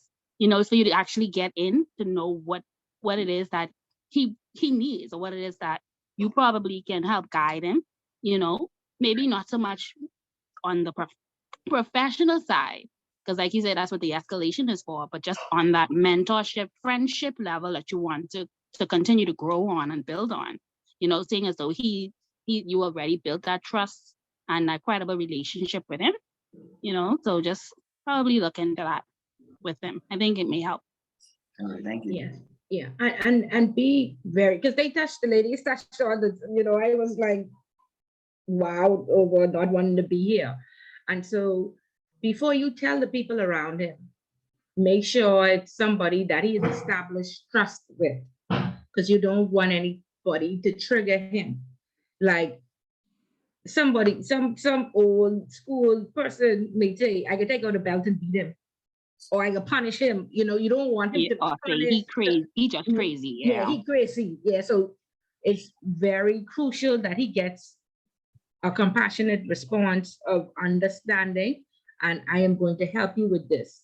Not what's wrong with you, boy. You know, so make sure before you speak on it, it's a person he trusts. Definitely. Okay, okay, good. And please, I know it takes a lot of time, and I keep hopping on. You know, people, I writing a check and taking time, but I commend all of you that will continue to mentor, that will continue to be mentored, because you never stop learning. And like Lanique and Vanique say, you put yourself in the right atmosphere and you feed your spirit the right things, and that helps with change. Go ahead, Vanique. I just was gonna say, I think that you could even take it as far as maybe seeking advice from a professional, because I know that he is a minor. So you may not be able to say, I was thinking that you could probably just, if y'all have that connection or that open communication, with maybe recommending to him or ask him how he would feel about speaking to somebody about his thoughts. But maybe you could start off by getting advice from a professional on how to go about it, because like you say, the persons around him may not necessarily be the support that he needs.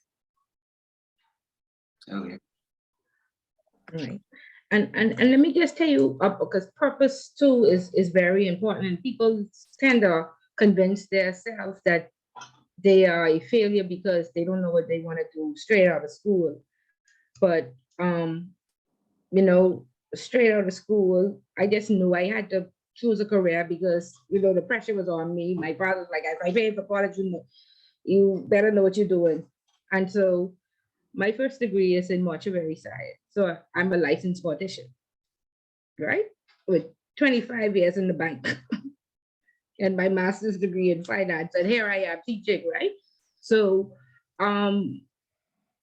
tell him, you know, try some things and see what he likes and see what he's good at, and don't put the pressure on him. So, you know, don't feel pressured about trying to find out what your next step is, because if somebody told me at, you know, 18 when I was going to college, I would be lecturing, I would say, not me, I would never do this, right? So, you know, we don't really, we focus a lot on plans, and plans are important, but we don't really make any decisions for ourselves, because another interesting thing that happened in my life was that I did the Planned Parenthood.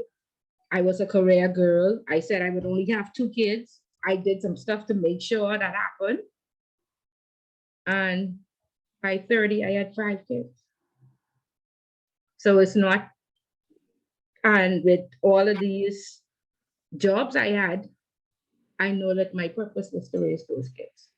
That was my purpose. I needed no degree, no job, none of this. My purpose was to raise those kids because I had 2 by birth and 3 are adopted.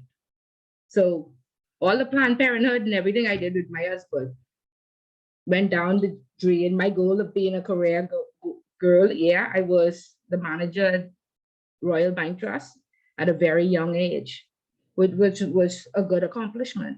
However, that didn't even mean what raising my 3 adopted and my 2 by birth children. That in the end, I am realizing now that my last child is about to be 18 in a few months and graduate, that my purpose was to raise them.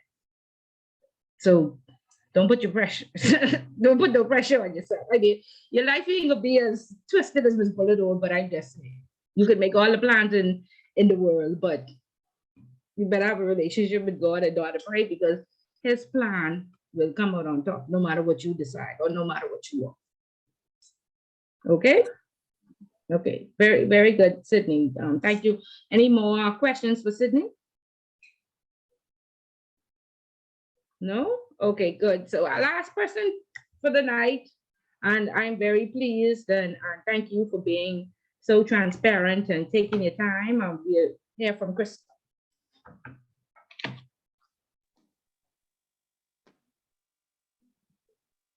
Okay. Good night, family. Good night. Okay. Like, All right. Now, this is a bit long. I try to narrow it down as best as possible. Please bear with me. But this is my experience over the last 6 weeks with my mentee. So starting with the quote here, a mentor is not someone who walks ahead of us to show us how they did it. A mentor walks alongside us to show us what we can do. That was written by Simon Sinek. Over the past 6 weeks, I have had the privilege of mentoring my 20-year-old cousin. He would have graduated high school a year ago, but wasn't doing much else at home other than eat, draw, and sleep. In that order, every day. At first, after receiving this assignment, I was considering offering the mentorship opportunity to one of my new coworkers. But until ultimately, my cousin Taj, who we call TJ, was selected. Mostly because I believed he was in much dire need of guidance and support.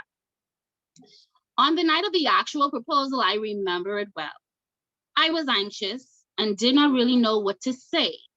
So I thought back on our class discussions and I recalled the words to my ear. Preparation is key. So instead of just bailing out on him, I took to the book, so to speak. One tip I was grateful to find was said to focus on the mentee's strengths and personal interests. This was not easy for me at first because honestly, we did not have that much in common. I was busy, he was not. I worked, he did not. I had kids, he did not, etc. So on top of all of that, we didn't even have much of a relationship other than the occasional hi and bye, as I alluded to earlier. TJ was pretty much a hermit, a loner, from since I knew him. He never really left the house much, only if called by a family member to go to the corner grocery store or to the neighborhood KFC. So let's get back to the day of proposal. On this day, after going back to the drawing board, I re-prepared. I gathered information about my mentee, and I used this data to formalize and strategize a plan. So I decided to initiate conversation by showing interest in his art hobby. The time to put my plan in action came. Knock, knock, I rattled on the door. Come in, he answered. Upon seeing me enter his room, he asked, "How can I help you?" with the most confused look on his face. I told him that I was interested in seeing some of his artwork. With nonverbal cues, he motioned for me to sit down on his bed. When I sat down, he pulled out 2 thick portfolios and started flipping through the pages of his masterpieces. For about 2 minutes straight, we shared this moment together. During this time, I complimented his artwork and I told him that I was impressed of how good he had gotten. He was very happy to have it. I know this because of the big smile that was dawning his face the entire time. Now that the tension was broken and the atmosphere was more inviting, I felt more comfortable to share with him my intentions to mentor him, along with my hope to see him become a successful young man. To my surprise, he agreed with little hesitation. I requested that he give me the days and times we could meet and also specify where. He suggested we meet 2 times a week for 15 minutes each in his bedroom for confidentiality purposes. I agreed. So our next step was to specify and identify my mentee's goal. It was here I asked another focus question. I asked him to list topics that he would want me to mentor him on. Now, at first, he didn't really convey the meaning of what I was saying to him. And this led me to redirecting the question in another way. This was with the intent to motivate him to draw out his own opinions and ideas rather than me simply directing the conversation. So I asked him, if you could do any 2 things right now that would make you proud of yourself, what would it be? So his next few responses led us to discussing the following topics during the duration of his 6-week mentorship: job hunting, and tips to start his own business. So on the next visit, I plan to ask him more clarifying questions. So I wanted to be a bit more clear as to what his expectations was for this week session. As we began to discuss in detail his goal of job hunting, I remember him saying something that resonated with me. What I heard made me curious, and I ended up digging a little bit deeper. And that's when I found out that he would much rather attend college, but he felt underqualified and he didn't get the 5 BGCSEs after high school. I reassured him that there was indeed hope, as he could also complete the prep math and English. So next I invited him, hey, let's take a search on the web for BTBI. On there, we found the documents required for the application, all of which he said he had or would have no problem of getting in time for our next meeting. He was actually relieved and happy. I wrote off this momentum and I challenged him to push his limits. To promote self-independence, I gave him an assignment to gather all the requested documents that were necessary all on his own. At first, he seemed a bit overwhelmed. So I reassured him that this was to help him in the long run and that I would also be happy to help him over the weekend if it was necessary. So he obliged. We both exchanged our numbers and then we ended that meeting. On week 3, I could tell my cousin was eager to share his results. He told me it was successful. At first, he was nervous as it was something he would normally depend on his mother for. So I encouraged him to continue doing these small things like this to build his self-confidence. I reiterated I was proud and that he completed it on his own. And I appreciated his feedback from the assignment and cooperation thus far. The second week visit of week 3, we used this session just to complete the online application together. I did assist him I did ask him to answer his own contact details, but I was there to offer him support wherever needed. At the end of the session, his application was completed and submitted. He was proud, and I told him that I also was proud of him. Week 4 came, and I was happy to announce that we were on track for the timeline of our meeting. On this week, we planned to talk about the second goal, owning his own business. This is the day he expressed his wish to become an anime artist. Now, this baffled me because I know this young man could draw anime, but I actually thought it was only a hobby. So this was the first time I could say we were not both on the same page. And I saw this as a potentially damaging discussion based on my approach. So in my heart of hearts, I did not see this as a realistic career choice, considering his circumstances at hand.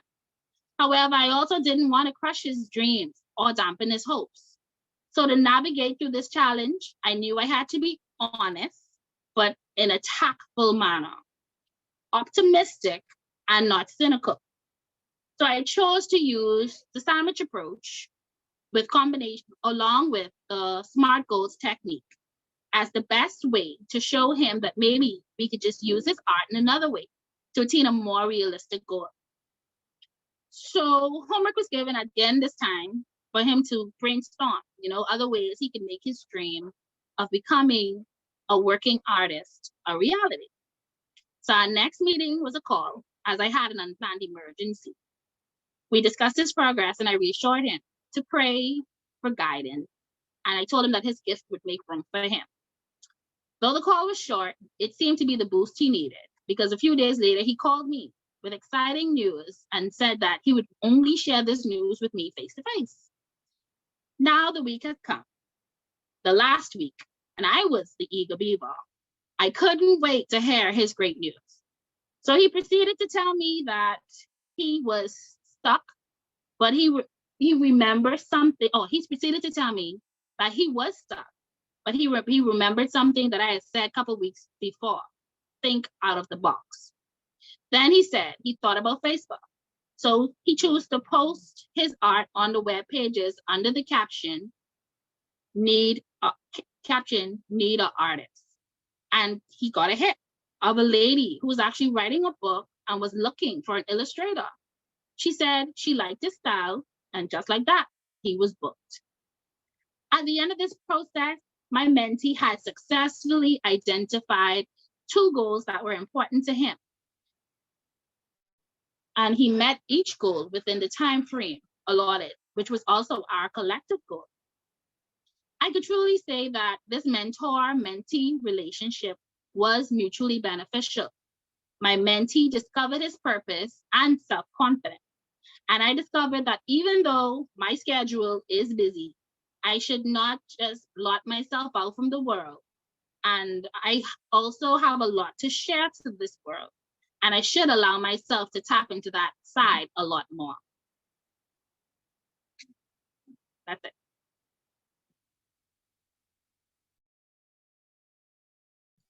Okay, excellent, Krista. But my question is, why you don't think anime artists make money?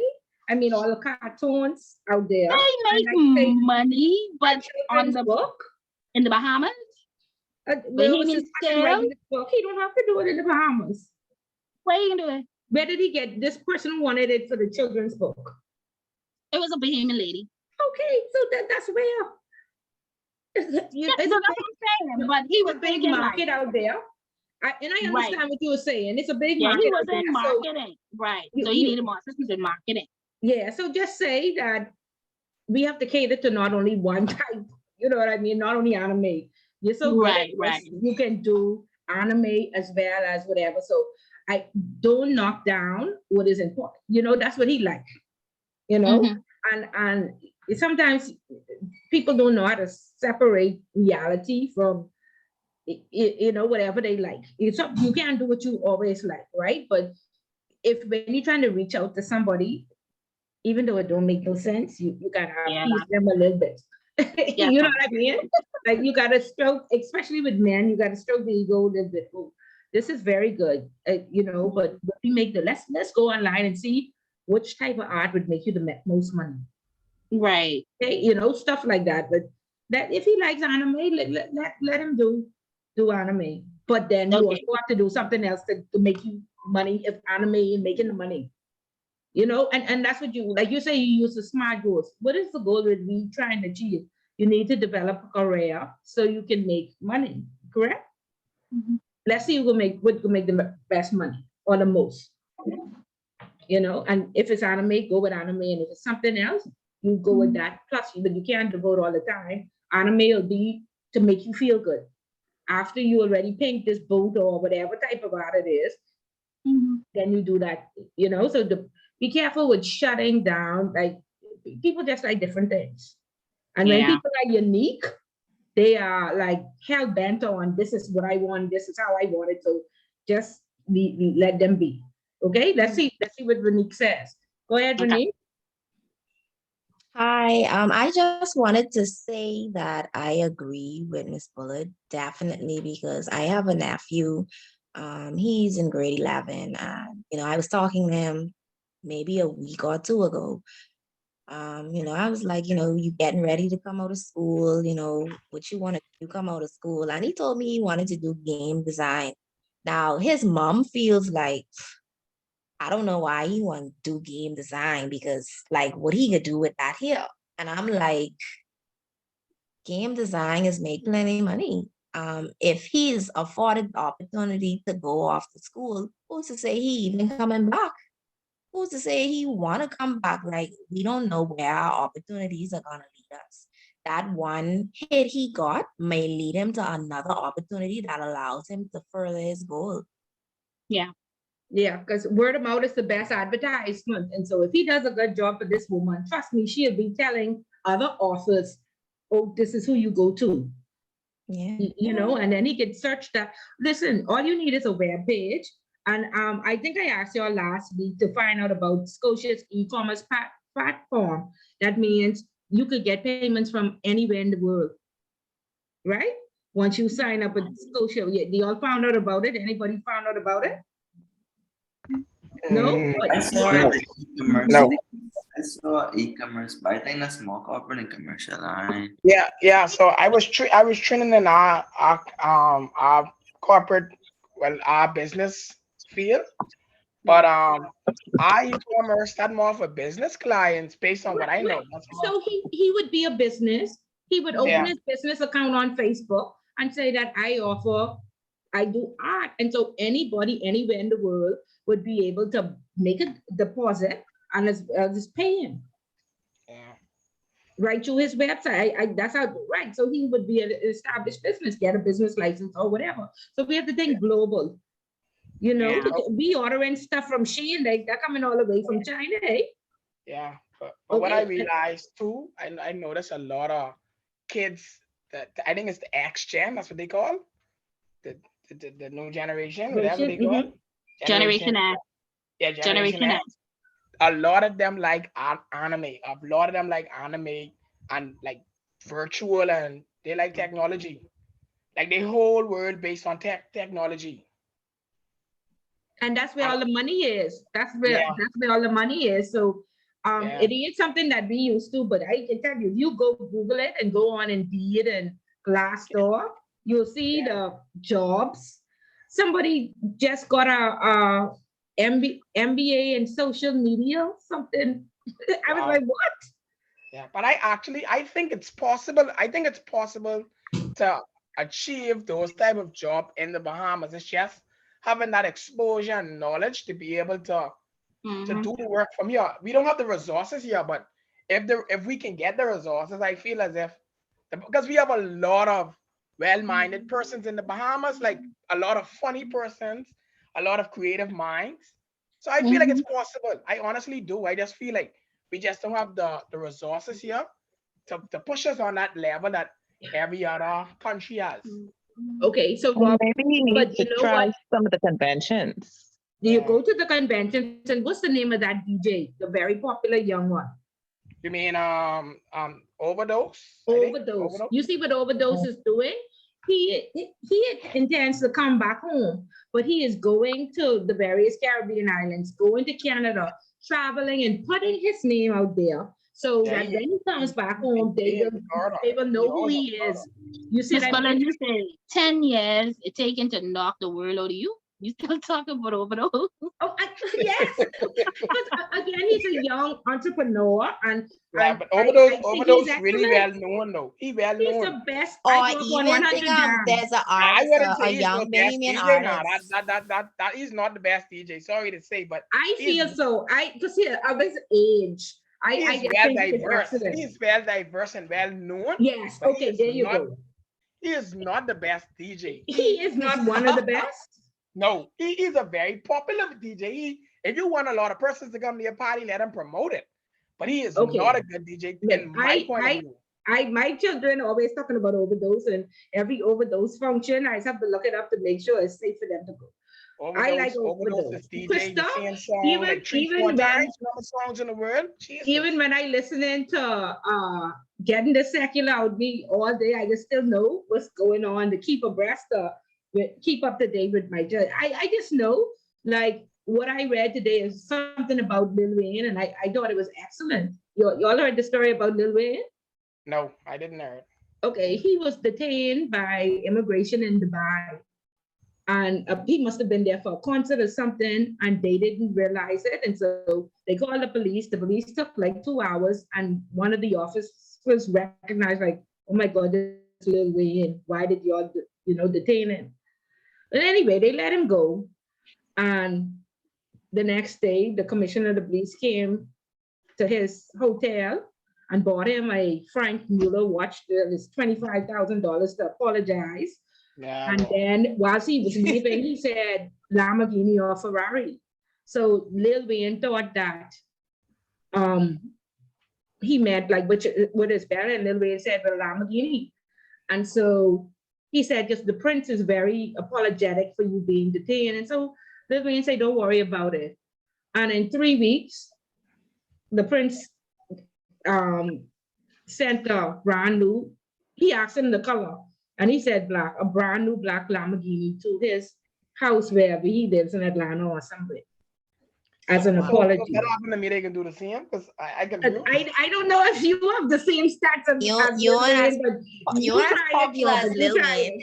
it. So I understand it. So because they're not gonna get bashed as much for doing it to Lil Wayne. I mean, well, for doing it to me, because they ain't get bashed as much. That means I should just get an apology, whereas Right. he get a Lamborghini. And a 25, Robert, is it Rob? Is it no Frank Mueller watch? Yes, Robert, I done putting you on a watch. Yeah, so and I thought that was a good, I thought that was a very good story, you Yeah, know, that's because actually, he simply didn't say who he was and they didn't recognize him. You know, and they didn't want him to say, oh, this is because he's black, or Dubai is very racist, or what have you. So, you know, very good. Very good story. But anyway, yes. Robbie, you still have your hand up. You have something else you want to say? oh, no, my apologies. But I see you saying something also with Yeah, 5 questions and an essay. Okay, yeah. So again, remember that last week was our final class in the books. This week was presentation. So next week we're gonna have our review class. So I sent out a review sheet for for us to go over, and I put names next to each topic. So just like we did for the midterm, I want you to come next week prepared. And remember, Miss Bullet is not taking this exam. You are, and so please don't disappoint your classmates. So come with 10 relevant points on those topics that are listed. Now, some people have 2 questions. That means that perhaps one question may only be multiple choice. So don't be, feel like I gave you more work than anybody else, okay? Did everybody receive the review sheet? Yes, ma'am. Yes, ma'am. Yes, no, maybe so, yes, okay. Okay, and again, the final exam is gonna be in person. I don't know if your jobs are gonna give you study leave. If they do, I hope you have it arranged by now. And if they don't, please at least, have a nice breakfast and lunch, and try to take your lunch hour so you're not rushed and stuck in traffic and overwhelmed. Again, only your pen, your ID, no books, no bags, no cell phones. Okay, and we'll talk about it next week. Some Okay, so more. I Okay. have one more question. So you say the topics that we have to come up with 10 relevant points to those chapters. That's basically it, or Yeah, can to I the see topic now. I didn't give you a full chapter. I gave you a topic. topic? What is the Okay, so chapter? just 10 relevant points on that topic. Right. Okay. The same thing we did for the midterm. Okay. Yeah. Yeah. Any other questions? Okay, guys. Well, I am truly very pleased, and thank you all for participating, and I'm glad that you found it beneficial. And remember, we don't live in perfect. You're gonna have high, medium, and low performers on your team.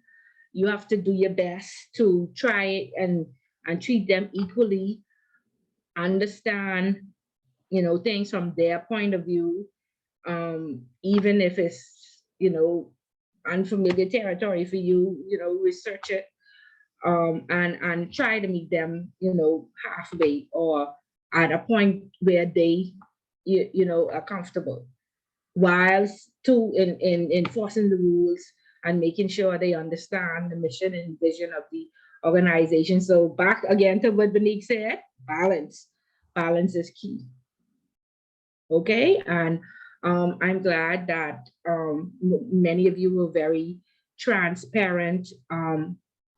Again, I had a very, wild career because I met a lot of people, and I had a lot of instances that taught me a lot.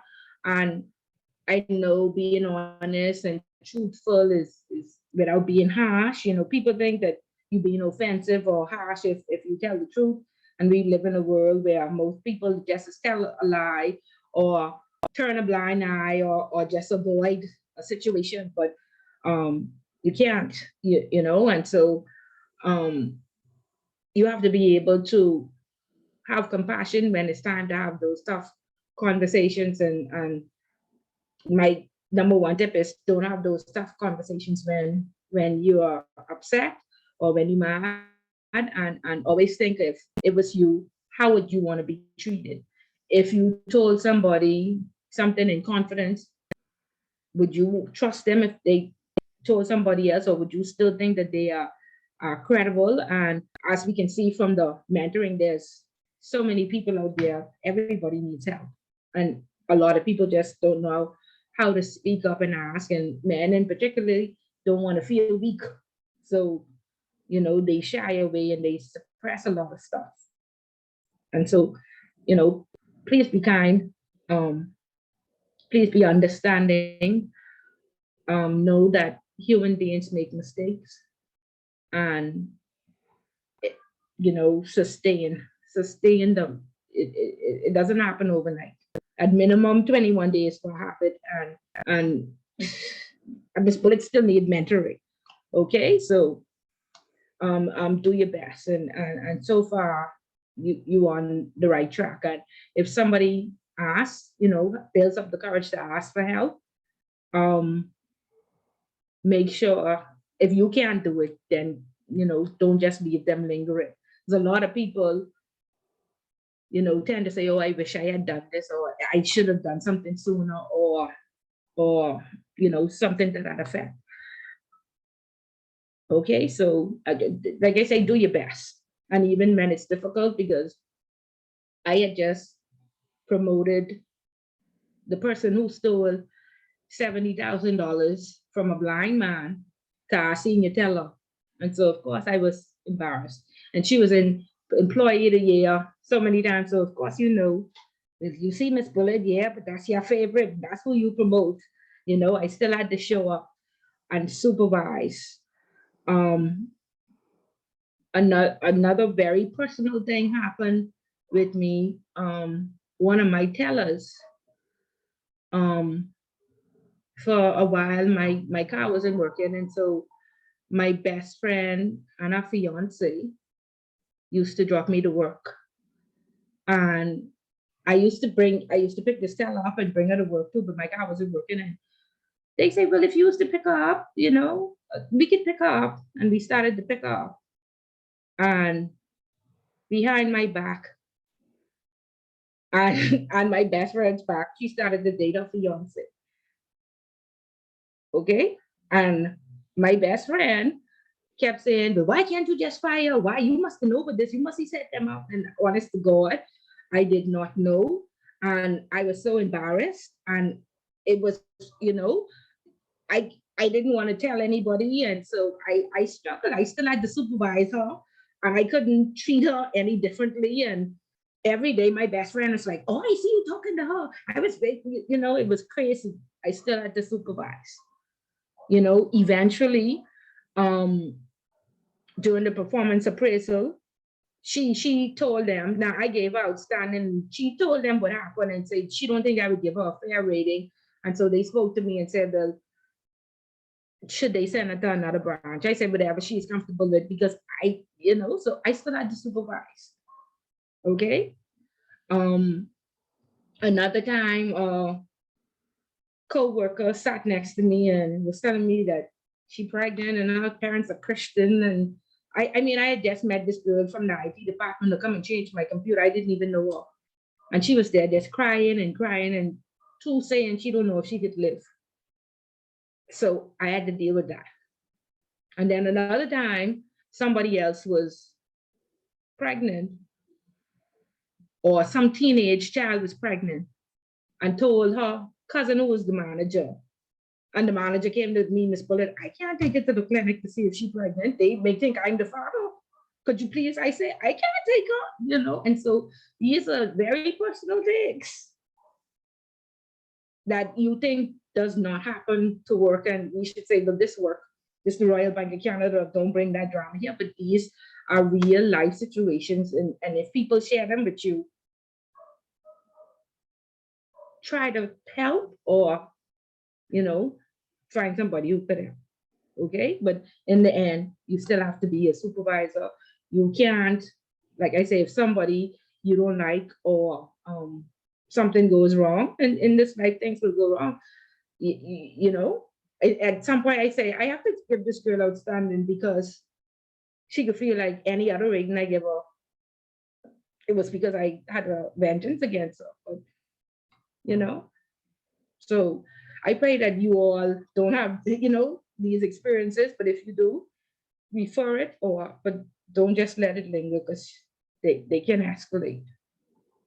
Okay, and then there were millions of sexual harassment and stuff, happening as well. Okay, so just be prepared. Again, supervision, what we learned is very tough. You don't get any respect and you don't get any money. But you are the future leaders, and I would do supervise while I am young and have the tolerance level to deal with people so I could get to the next level. Don't wait till you're old like Miss Bullet, your tolerance low and you can't deal with it. Okay? So with the good always comes the bad. Sometimes it'll be a good experience, sometimes it'll be bad. Sometimes some people will be receptive, sometimes they won't. Okay? Focus on the positive and focus on the people who need you and you have value, and I promise you that somebody out there needs you. So please don't give up. Even if you are rejected, please don't give up. Okay?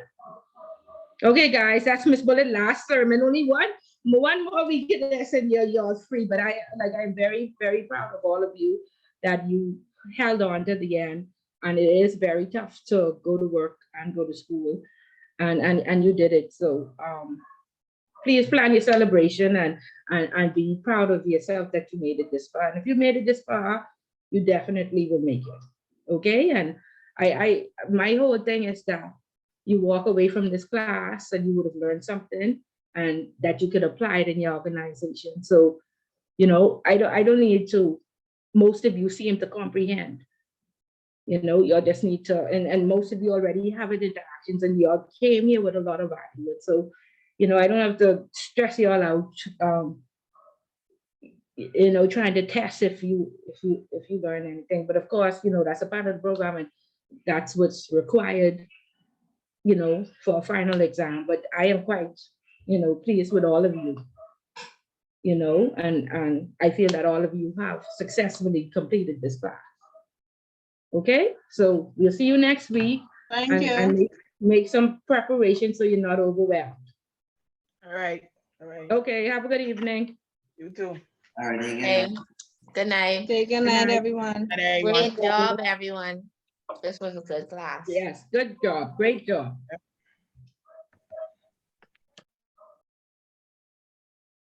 All right, good night, Miss Bullard. Yes, Hey, this Christoph. I leave. yes. Okay, yeah, I typed it with my phone. I was having all kind of issues. So I wrote Okay. it out. I wrote it out by hand, but I had to type it up by phone. Good. But my question would be, because I don't have like Microsoft and all of that other stuff. Okay, first of all, we don't accept it links. That's the first Yeah, thing. I understand that. That's Yeah, fine. and then it came as an email. I Yeah, understand. you have to copy and paste that the word because the cross marker isn't even accepting that. I No, I even understand. accepted that. This is a college level class, Crystal. No, I understand that. Yeah. And that's what I said. I said I just wanted to get it in because I knew that I was having difficulty because my original stuff, it just was a story. But no excuses. But Yeah, but next time just send and say just prearrange it. I'm having difficulties. Can I have until tomorrow 12 o'clock? And that's kind of better than sending it in late and making it look like I forget. Let me hurry up, type out email. You know what I mean? yeah, I understand that. Things happen, it's a real life. So just next time, just ask for an extension. Okay. Yeah, I'll do that. Because I'm asking now, actually. Because I needed to put it, I guess, probably copy and paste it to work. Yeah. And then yeah, I should be able to submit it like that. Yeah. My son, I know, yeah, that's look out recorded. for it. I forget it's recorded. Okay, yes. No, I mean, I could always tell him to cut it off. You wanted to say something? Oh, yeah, I was sharing with you the progress because, I was going through a lot with him. I got some medication as we spoke of, and it has helped him. He has not gone back to school, but he's at home and my mom is monitoring him. Okay, so that's excellent. Yeah, it is better for, Oh, Right, Jesus. and like he's at that age. How old did you say he is? He is 13. Yeah, he's at, remember when you was 13 and all your curiosity and hormones and stuff Yeah. like that. And so you had the, I guess, what is it, cognitive to hide that from your parents. He doesn't. You see what I Yeah. mean? And that's why I was saying, get into groups, support groups, and they'll tell you this is normal. In fact, my friend's daughter did the same thing, like take off all her clothes, and they had to be Yeah. very careful of what she saw, and stuff like that. But it's just that we hid it, and they don't know to hide it. Yes, ma'am. Yes, ma'am. Yeah. So, what is he going to go back to school? That's the hope. They're waiting on the report. Well, not the report, because now they're waiting to see. They want him to start the actual session. Okay, So and that's a cost associated with that, right? definitely. So did you go to NIB? I inquired about it. They said not for that case. They said He doesn't go under disability? no, he wouldn't go under disability because they consider that a mental issue necessary, not physical disability. And they only do physical? But I mean, he needs care for the rest of his life. I let them know that. But the lady said she would reach back out to me after speaking to someone else. I haven't gotten called back.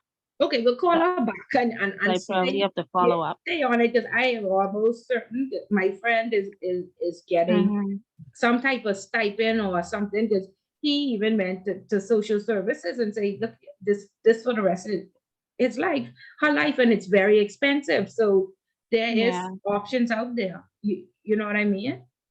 Do you want me to?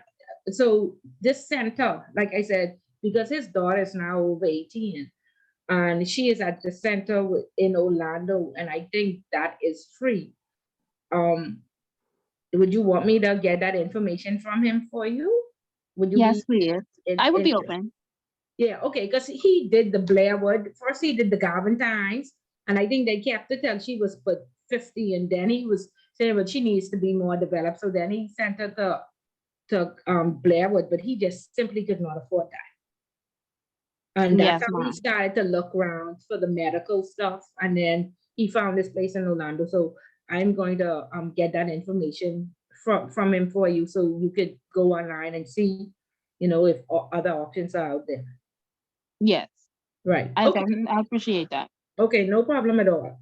And you said the reach, because he speaks highly of reach. The reach isn't. No, for me, it's basically only for information and resources. That's it. Nothing financial. No. Oh, okay. Okay. So I'll speak to them and I'll let you know. Okay, I appreciate that very much. Right. Okay. So try to get it to me by end of day tomorrow. Okay. Okay, I can do that. Okay. All right. Have a good evening. My thanks. Bye-bye. Okay. Take care. Have a good evening too. You too. Bye. Thank you.